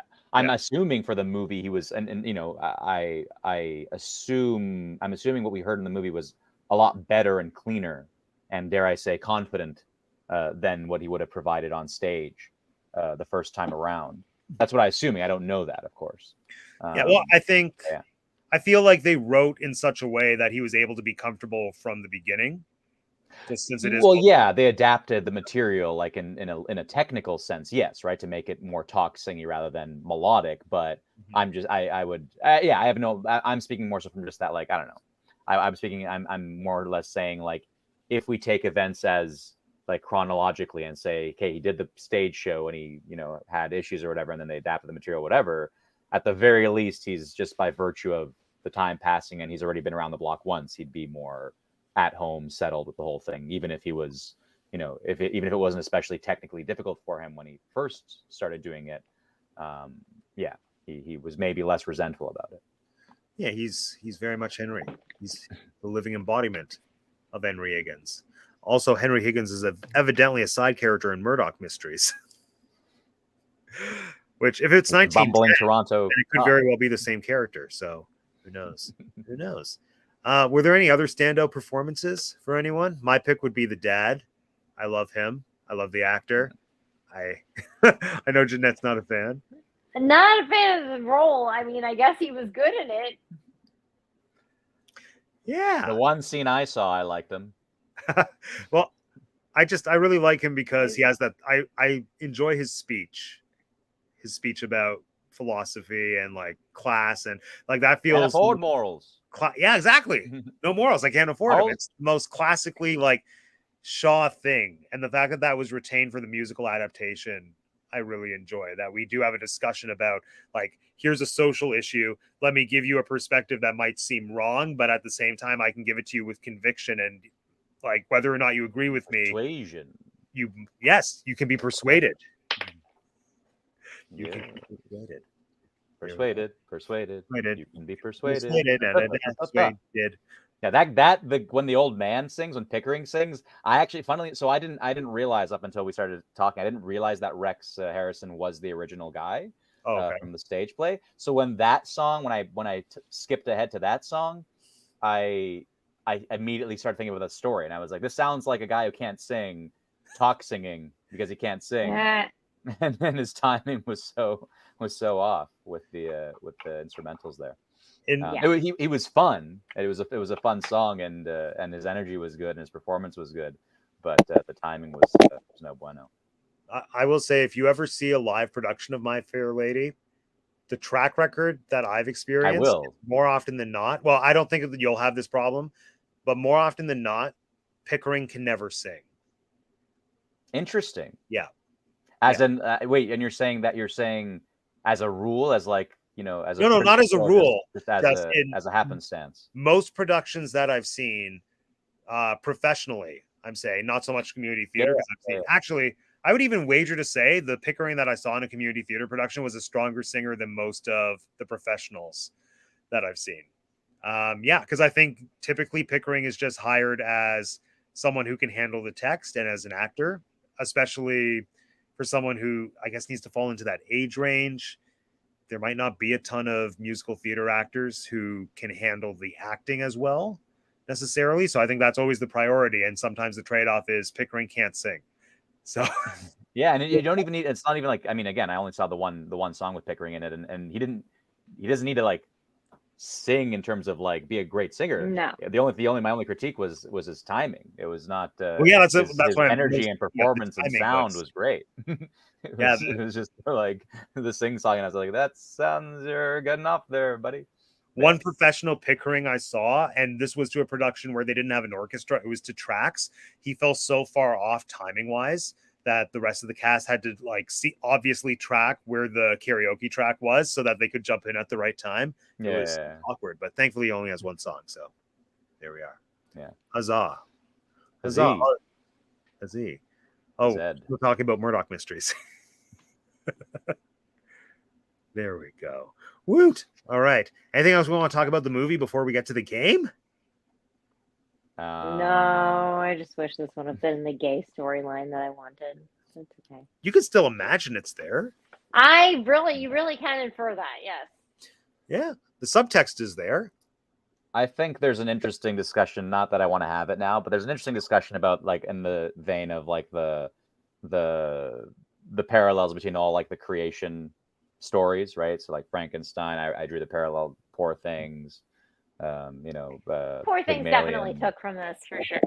But they all kind of, it's like, I think there's like a whole thing where like all of these, archetypal stories, right? Of like, if nothing else, the dinner scene in Poor Things was definitely like heavily influenced from this. I think I can watch this now and be like, for sure. Yeah. So it's kind of it's like Poor Things kind of goes it's kind of like it follows similar tracks, and it's like, okay, what if Eliza does the thing I wanted to do? Yeah, like just kept doing whatever the hell she wanted, but just got more sophisticated about it. Yeah, that's what Poor Things is. It's the girl does crazy shit and actually succeeds. Yeah, and just gets better at doing the crazy shit. Yeah. I think the reason Bella succeeds in the way Eliza doesn't is because Bella she's like blissfully ignorant and has no regard for the social rules, whereas Eliza understands the system, and she's like, I can't go back there because all you've made me fit for is to sell myself, and I can't. Yeah, this is what I'm saying. This is an interesting discussion to break down. And actually, even Bella does sell herself, and she doesn't have any shame around it. She just of her own volition, with full knowledge. Yeah, exactly. Yeah. So that is interesting, comparing the two of them. Shaw actually wrote a play about prostitution, which is worth noting. It's called Mrs. Warren's Profession. Yeah, and his whole take was that prostitution isn't a thing that exists because women are scandalous and men are way too horned up, essentially. He said that this is what society has created because women don't have any job opportunities really in the society that we've created, and so this is one of the only handful of things that they can do, and so why is there shame about it? Here's a woman who is a businesswoman who started as a prostitute and then opened her own successful brothel, and society's not ready for it. But what else have they given her as an option? Yeah. Shaw's interesting. He's more interesting, I find, to discuss than he is to watch. I've fallen asleep during many Shaw plays, including one that I was in on stage. Wait a minute. As in, you fell asleep to the play while you were on stage? I was very close. So, yeah, it was his Joan of Arc play, and our director had it staged such that when we weren't in a scene, we were just sitting on chairs on the outskirts watching as active listeners. And that's a bad idea. Oh yeah, and we weren't really allowed to move. So for each, we were allowed to move in between transitions. So we had to pick a position that was comfortable and just be listening for and those scenes you could go like this 20 minutes. No, you sadly weren't allowed to, and it was so difficult. It was so difficult. I know the struggle.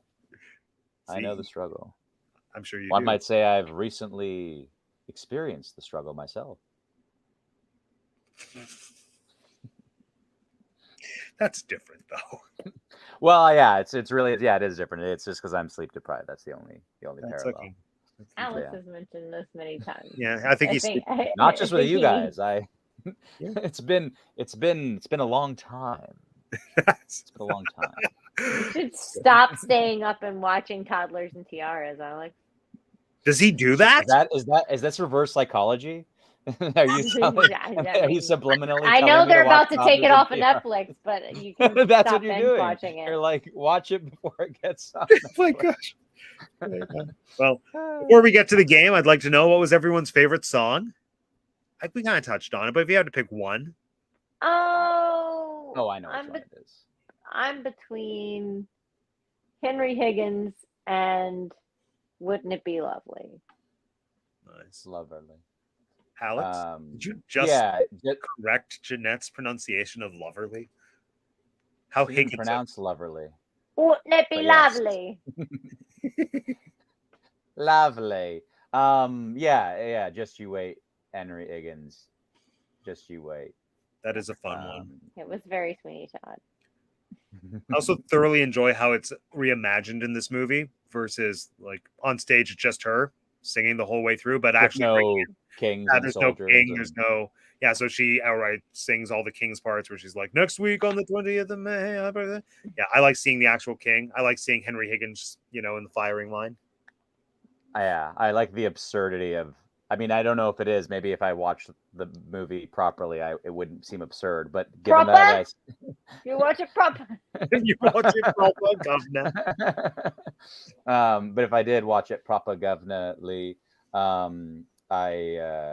maybe I'd feel different. But I thought the firing squad death was just so exaggerated. I was like, this is really funny that she's he's annoying her with dowels. And I mean, granted, he's telling her that she's not gonna eat. He's starving her, I guess, but still, I don't know. She didn't look like she was starving. She just looked annoyed.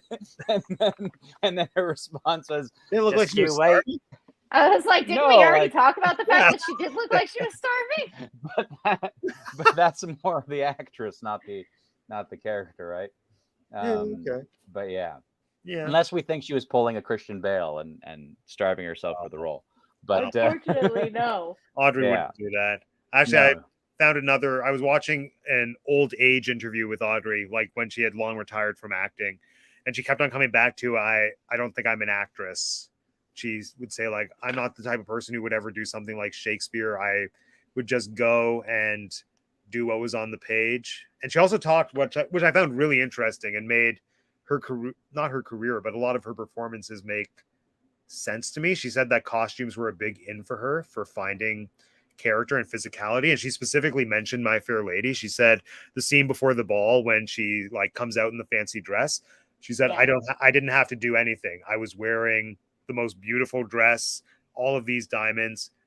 I just had to present it and walk down the stairs. And then that was all I had to do for that moment. And the costume. Well, I think Audrey's very good at conveying emotion in her face and not so much in words, which is a blessing and a curse, right? There's scenes where she needs to be a little bit more verbal, but a lot of the times what she conveys the best is when she is in a beautiful garment that is speaking about the scene, and she's conveying it with her shoulders and her face and her body language, Yeah, and I almost think that might be why she's so good in this specific movie, because the wardrobe evolves with the character.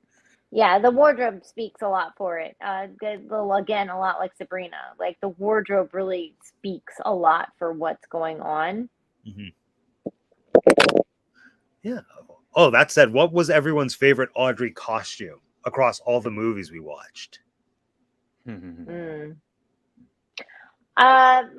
is probably, just because Sabrina's in black and white, so it's rough because I can't see any of the colors of the dresses. But I think that it is probably either the dress that she's seen in for My Fair Lady, the ascot dress, or the pink one at the end of My Fair Lady, which I can't stand to say because I despise the color pink most of the time. But the cut of it with the weird little triangle things with the tassels, but then it's like conformed underneath it.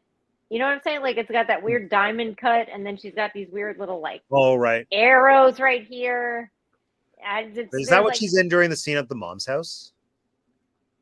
No, that's a high-collared one. This is the one when she's leaving and she sees Freddie. She's leaving the house. Yeah.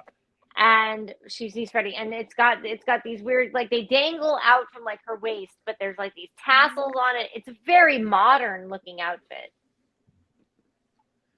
Nice. Good choice. Nice. I don't remember that one that well, but I need to go back and look for it. Yeah, my choice was Ascot. Definitely. Okay. Clarify this for me. Tiffany's. Is Ascot what else? I thought Ascot was just this. Ascot is something else too? Yeah. It's Ascot the name of the horse race they're at. It's the scene. Yeah. Okay. But so it's like the annual Ascot race? Yeah. Yes. Okay. Yeah. And do we know why it just happens to be called Ascot? Takes place in the town called Ascot. I think that's where the handkerchief is from. That was invented in the region of Ascot by the Ascots. I guess so. All right. Yeah. I was hoping that my favorite outfit would be something from Breakfast at Tiffany's, but I actually ended up not liking very many of those. I mean, I like the classic Breakfast at Tiffany's, the one that's on all the posters and the paintings at IKEA, where she's in the black dress with the thing, the cigarette holder. Yeah. Although I do feel though the Ascot is my favorite, just in terms of the design and the scene that's a part of. Yeah, and also yes, Ascot appears to be a physical location where the races happen. Yeah, nice. It is probably also where the thing comes from. Alex, what was your favorite Audrey outfit? I don't know. Probably a Breakfast at Tiffany's one. But the raincoat when she went to get the cat? No. Okay. Martha voted for classic black dress. To be fair, when I look up My Fair Lady pink outfit, it won't show me that one. It'll only show me the one you're talking about. But the one I'm talking about is the in-between scene. Oh, wait, search My Fair Lady Without You, because that's the song she's singing. No, sorry, not Without You. Show Me. Show Me. Show Me. That's I want to know. Can you show me? Show me. I want to know about the people like me. Or strangers. Oh, my God. See, in this picture, it doesn't look pink. No? No, but it shows the cut of the outfit a little bit better. Let's see. Hold on. Let me see. Where are the triangles? Where are the triangles? There we go. So look, you see, like, triangles? Yeah. Oh, on her chest? Yeah. Well, they're right below. And so what happens is they, like, when she's standing up, they, like, dangle, and there's tassels. And then up here, there's, like, these chevrons. The whole cut of the thing is very, like, it's like a futuristic cowboy outfit. Yeah, and then her hat's really weird. Like, it's like this big hat that's just pinned to the sides of her head. Like a futuristic I don't know. I feel like it's the kind of hat like a Star Wars character would wear. It's very interesting. What I just said. My gosh, I would love Star Wars. Yoda from Mark votes for the Unforgiven shirt. Which shirt? I feel like she only had one shirt. Oh, okay. Yeah, no, nothing in The Unforgiven is my favorite about anything at all. Well, actually, when you said that this might have been your least favorite of the four movies, my first thought was, really? Even The Unforgiven? I don't know. Even I guess in that one, at least she gets to use a gun. Eliza can't be trusted with a gun. Oh, wait. Okay, one thing. My favorite line in this whole thing, and I want it on a freaking t-shirt. I I'll do just it. want a shirt that says, what did she? Impetulant hussy. Impetulant hussy. Who calls who that? It's definitely Higgins. Higgins And calls he Eliza. calls her two different types of hussies. I forget what his second one is. His second is in the same scene. He calls her two different types of hussies, and the first Ungrateful hussy. one is impetulant hussy. And I was like, I want that one. Wait a minute. Isn't being petulant like disobedient? So if you're impetulant, wouldn't that mean you were I don't know. obedient? Maybe he said. Maybe I That's swear funny he Maybe too, he said. did say you obedient petulant. hussy. Maybe he said incompetent. I'm pretty sure he Yeah. said impetulant, but maybe he said incompetent. I don't know. Maybe he I just said thought it was really impeccable. funny. It was so funny. I want it on a shirt. I'll do it. I'll make it happen. You wonderful I need to hussy. write this down. I forgot what quote you and Lisa said you wanted from I almost said Kiss Me Kate from Much Ado About Nothing on a shirt. It was a good one. It was a Beatrice. Oh God, there's just so many. I know. He that does not have a beard is less than a man, and he with more than a beard is more than a boy, and he that is less than a man is not for me, and more than a boy I am not for him, or something. Yeah, Yeah, that's the line more or less. more or less, but I think I got it all wrong. Anyway, this is a good transition into the game for tonight. Woot! So it's a classic Well, yeah. fill in the blank. I'm going to give you a quote from My Fair Lady. You have to fill in the blank. And if you both get it wrong, whoever has the funnier answer will get the point. Do I have to write this Okay. down? I encourage humor. I Yes. also encourage you to read your answer in the respective dialect. So here we go. All right. First, I don't need more than a blank man. I need more. Or less than a blank man. I need more. I don't need less than a blank man. I need more. I don't have a brain for any of this, but okay. I don't even. Okay, let's start with Jeanette's answer. A good man. Alex? A rich man.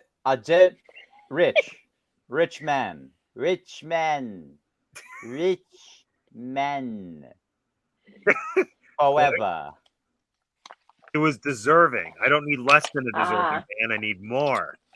Give it to an Alex. undeserving man. He got a chuckle. He got a chuckle from me. Okay, next. Yeah. You won my bet, you presumptuous blank. I won it. Ah. This is the only thing I remember him saying from that scene, but I don't know if this is the one for this one. We'll start with Alex this time. Hussy. Okay. Creature. Ooh. Let me give it to Jeanette. It was insect. Ah. Presumptuous. He calls her a creature somewhere guess- in that Oh, scene. he does. He calls her almost every This is what I'm name. saying. I am saying, dude, like, if you watch this back, if you put a little filter or a spin on this, it is a lot more enjoyable. Like, if you look at them as, like, this BDSM couple, and she's, like, the little pet that he, like, takes in, Oh my God. it plays out way better. Like, he's like, put these marbles in your mouth and talk. And he calls her all these mean names. Like, it's so much hotter if you're like, oh, yeah, they're into that. Like, I way mean, better. why not? I'd watch it. Sure.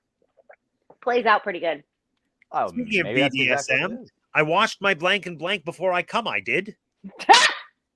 That's just funny.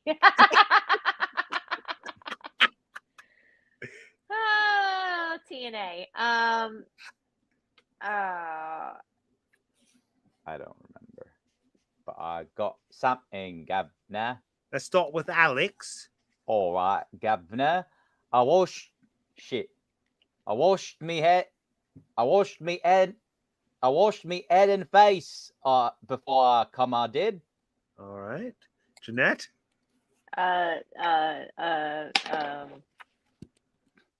put tits and slits. No, I said my face and hands. Jeanette's got it. And she also would have gotten it for humor because that was hilarious. I wanted to say my face and arse.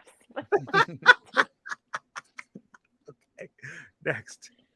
Blank was mother's milk to her. Ah, as it is for me.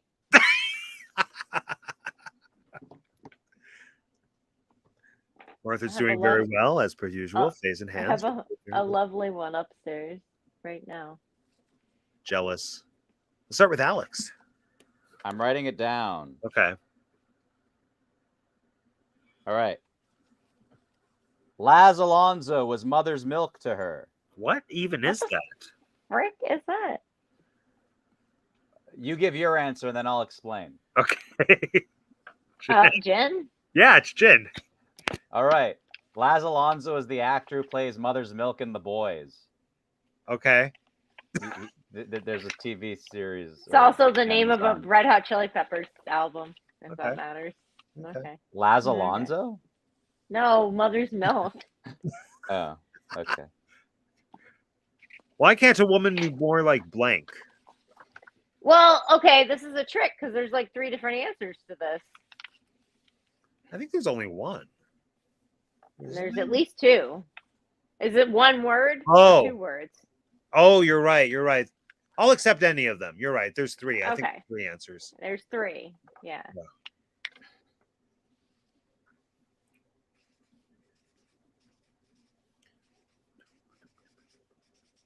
Let's start with Alex. I'm still writing it down. Okay. Okay. All right, I'm ready. I've got 3 answers in the time it took for you to write 1. Why can't it be more like Laz Alonso?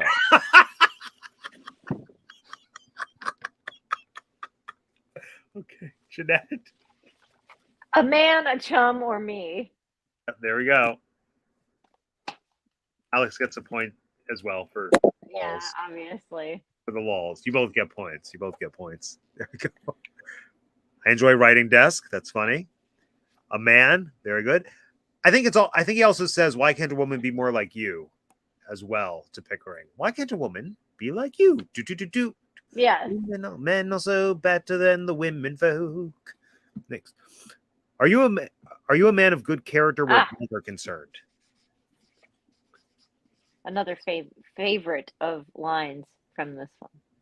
Yeah. We'll start with Jeanette this time. Well, women. Okay. That is correct. Alex? Oh, I was confused. I put down morals. Okay. Same question, but wrong wording. Yeah. My dear Colonel Pickering, have you ever met a man of good character where women are concerned? Which confused me because I thought they were going to play them out to be man whores after that, but no. Very weird. No.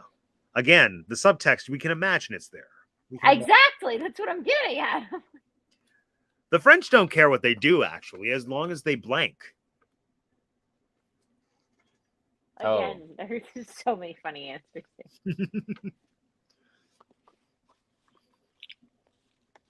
What scene was this? I remember I watched this scene. This is in one of the scenes Alex saw. It's very early on. How dare you?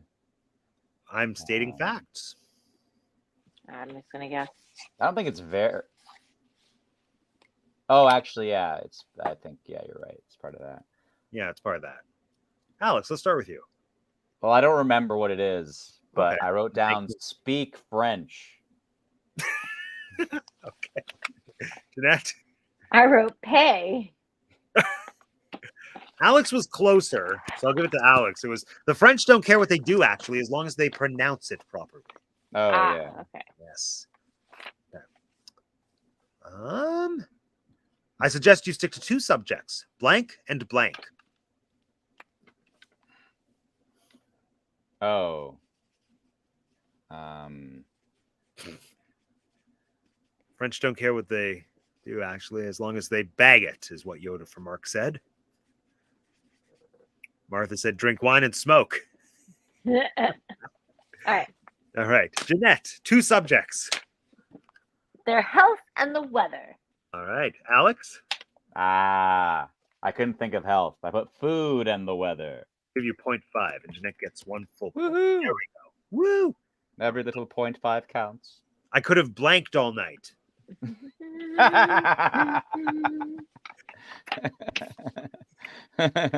Another good one.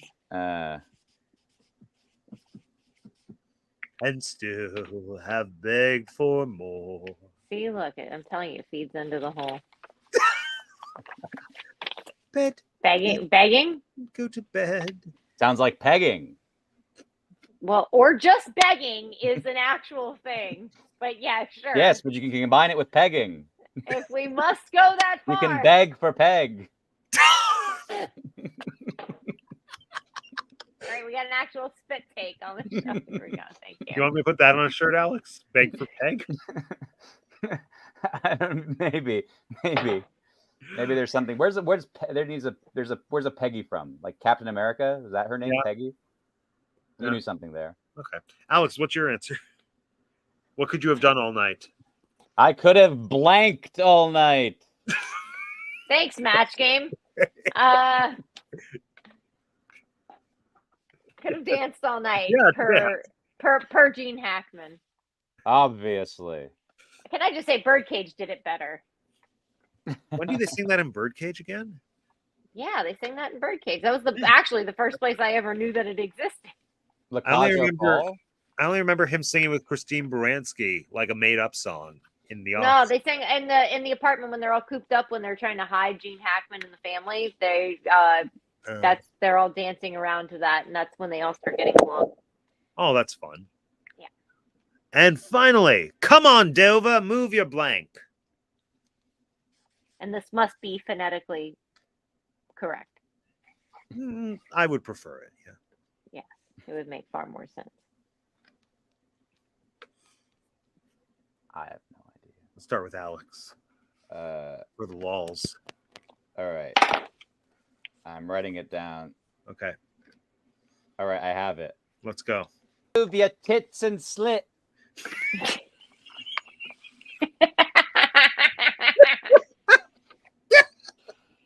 Jeanette? What? Move your arse. Bloomin' arse, but you got arse. Oh. Move your bloomin' arse. Okay. Jeanette has 8. Alex has 3.5. How many points are we wagering for the bonus round? I'll wager 3. Ooh, okay. Alex? All of them. Oh my gosh. Okay. Here we are. This is your question. When is Eliza Doolittle Day? Oh. Those are I the feel like words of I the know song. this one. I feel like I know this one.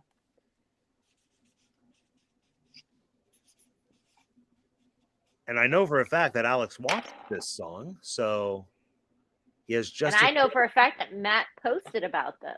I did. I watched this. But Alex wouldn't know because he doesn't have social media. So. Snap.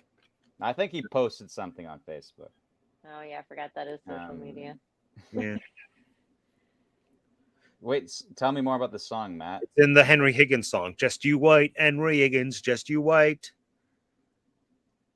One day I'll be famous, I'll be proper and prim. Go to St. James, so often I will call it St. Jim. One evening the king will say, "Oh, Liza, old thing, I want all of England your praises to sing." Next week on the of May, I proclaim Liza. Oh, you told him what month it was in. I already knew it was May. No, you didn't. Of course I did. I highly doubt that. Let's see Alex's Okay. answer. All right. Yeah, you told him what month it's in. Nice. All right. 16th of May. Okay, Jeanette. 20th. It's the 20th of May. That's syllabically terrible for that song. No, On the 20th of May. Next Not the way week Matt on sung the it. 20th of May. Yeah, as opposed to next week on the 16th of May. That's better. That's Or the better. 15th It or still the fits. 13th. It would be the same no matter what. Yeah. But it's all the 16th is better than 20th. That's all I'm saying. No, it's But yeah, not. I didn't know it was May, but the first thing that popped in my head was May the 4th. Be with Sure. you. Yeah, Because Audrey on that Hepburn is in I Star know it was- Wars. but Yeah, okay. yeah, That but, was well, good. yeah, that was. Audrey would have made a good Leia, She maybe. would have. Yeah. I think Audrey would have. I mean, so far everything I've seen her with a few nitpicks here and there, I've been thoroughly satisfied with Audrey I agree. Hepburn's acting. Yeah, Audrey. I think she was lovely. I enjoy Audrey. Lovely. She is lovely. Yeah, my ongoing quest with all these movies has been me struggling to think: do I think she was legitimately a good actor, or was she just lovely? And I do think, based on at least this movie and some of the previous ones, yeah, she was a really good, like, one of a kind actor, performer, human being. I think she's like one of those people that is just uniquely so good for film in ways that I can't even fully articulate. She just has one of those faces and one of those emotive souls that reads really well on screen. Yeah. And I think it was a really good match for this character, for this piece, even though she didn't do her own singing. I don't mind. I'm happy with the whole package overall. And I think I enjoy it more than I would have if Julie had done it, which feels sacrilegious to say. But I'm happy with how things worked out. Like, I'm happy we got Mary Poppins because that's what Julie ended up doing instead of this. And I think she was perfect in that. And I think Audrey was very well suited for this movie. So yeah, there it is. Hooray. All right. Any other closing thoughts on Audrey as we wrap up her month? I think that kind of what you've alluded to a little bit ago, that people should seek out what she did outside of film, because I feel like her roles don't read well with the modern audience. Like, these roles don't sit well. They don't leave a great flavor in the mouth for, I would think, any modern woman who is just trying to enjoy a good watch of a film. So maybe investigate Audrey outside, because I know she was a great human being outside of the work that she did in Hollywood as well. So, like, just check out her whole life and what she pursued. Agreed. Alex?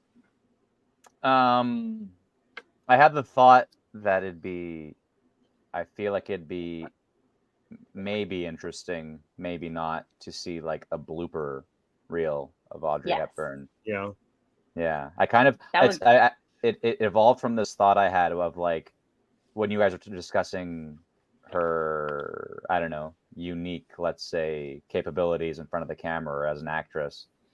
I had the thought that, like, maybe she seems like she couldn't be aware of the camera if she wanted to. And I don't know if that's accurate to say, but, like, that's what, like, came into my head of, like, if I had to think of, or thinking now, like, what do I find, how would I want to word, like, the way I see her on, you know, in her movies, and what is it about her? It's like this comfort I see that I think is unique to her. Like, she seems so comfortable in any scene that she's in. So I don't know. I don't want to say genuine, although it is genuine, but yeah. And then that's what will pop in my head. So yeah, blooper reels. Let's find those bloopers. Not that they made blooper reels per se, but certainly somebody must have recorded. Some bloopers exist. I don't know from Audrey movies, but definitely from old movies like 30s, 40s. I've seen bloopers of, like, Jimmy Stewart and stuff, and so some stuff survived. Yeah. They would depend on what studio made this, because I think MGM, I feel like, notoriously burnt everything because it just like, it wasn't sustainable. But I mean, also, this was at a time where storing bloopers and storing film meant paying for places like climate controlled areas. Yeah, there was no DVDs. They weren't releasing blooper reels. It wasn't, like, serving any purpose. Yeah, like, we lost a lot of really amazing footage from things, bloopers, and even just cut scenes, sadly. But I think there is one studio that kept a lot of it. And I'm not sure if I think this was made by Fox. Maybe it was them. Who knows? Either way, yeah. Yeah, I'd be interested to see Audrey bloopers as well. And just Audrey overall. What a human. What a person. Yeah. Yeah. Speaking of people, our next marathon is also based around a human being and their collective body of work, kind of, or at least reduced to 4 things that they did. Next week, no, not next week, 2 weeks from now, we start our Jim Henson movie marathon. Also kind of like the Muppet movie marathon, but not really. Like, some. Yeah. Also, if for anybody that's able to do it, I would throw this out there, even though it's not technically on the gambit. If you can watch Muppet Vision 3D. You should watch Muppet Vision 3D. Yes. Do you have to watch it in 3D? You can only watch it in one place in the entire world. So It's a purpose-built theater for this specific movie. There are 3D effects that like utilize physical things. 4D. Oh, is this a Disney World thing? It might is be. a Disney World I thing. may have seen it. Have Unless, you really? well, it depends. How many Muppet things are there? There's just the one. You did it. That's the thing. Are there two Yay! old man Muppets in it? Yeah. Yes! Yeah, I saw it. I saw it. It made me so happy.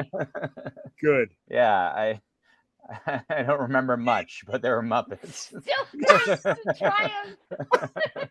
Yeah, Like I have the knowledge that you have been to Disney parks, but I never would have assumed that you would have deigned to go into the Muppet Vision 3D theater. Well, bear in mind that, I did not go alone. Ergo, not 100% of what I did was driven by my own, I was going to say, is there interests something wrong with going alone? Oh no, I go alone all the time. I mean, but even I know. so, like knowing who you went with, like I Muppets don't strike me as the thing that I think it's more. I mean, it may have more so been in the vein of like, I don't know, either It's the only iconic thing with a short things line or- and its inside. Yeah, like yeah, most it could people. exactly. It could have been. Yeah, it could have been in that vein. Nice.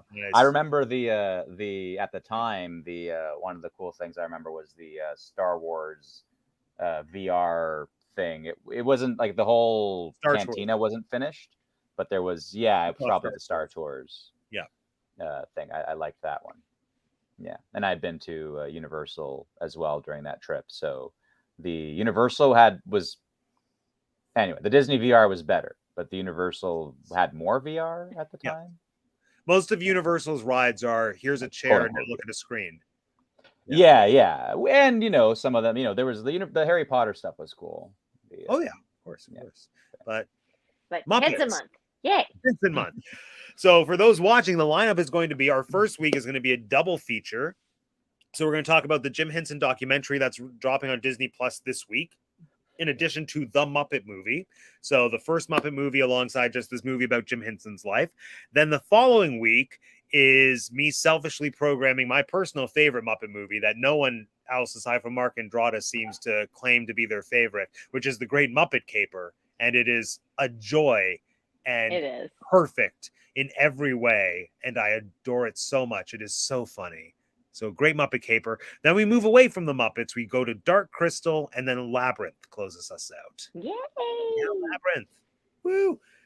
Woo. Alex, when did Bowie die? Does this match up with when Bowie died? That'd be crazy. Maybe. Like his anniversary? Yeah, that'd be crazy. I gotta look it up. That's wild. David Bowie death date. I mean, just say it. January 10th. Oh no, okay. Never mind. But still, we can still honor rest in peace. His honor Bowie in the pants. Death date. Death date. Not Bowie. Well, January 10th. We're ripping January 10th. Yeah. Just to clarify. Of course. R.I.P. January 10th. R.I.P. January 10th. Well, I'll see Until you all next year, buddy. Not January 10th, but no. weeks from tonight. At least some of you. I think both of you. We'll see. I don't know. Yeah. Oh, There's one date. Yeah, Muppet Caper date you can't make. Yeah. Yeah, sure. Which is unfortunate because I think convenient. I know. It might be unfortunate that I'm missing Labyrinth, but we'll see. I did actually. Well, if it's the last, is it on the 3rd? Yeah. Oh, okay. Then maybe I'm not. I don't know what I'm doing that month. Okay. But I did offer a possibility of me showing up for these things. But yeah. Oh well, everybody stick around. Yeah, find out. Yeah, stick around. It'll be great. I'm hungry and tired. Okay, time to go. Everyone tell everyone all the things. It's Jeanette. Yay. Hello. So you can find me here, and you can find me here in 2 weeks because I'm very excited about Henson Month. And you can also find me on the Like Theme Parks podcast with a new episode every Thursday. And you should check out our episode tomorrow because we're talking about the Sherman Brothers. Obviously, there was, we lost the last Sherman brother, but there's a lot to celebrate. So tune in and see what we're talking about. And check me out on Instagram at TinkerJ787. Woot. Thank you, Jeanette.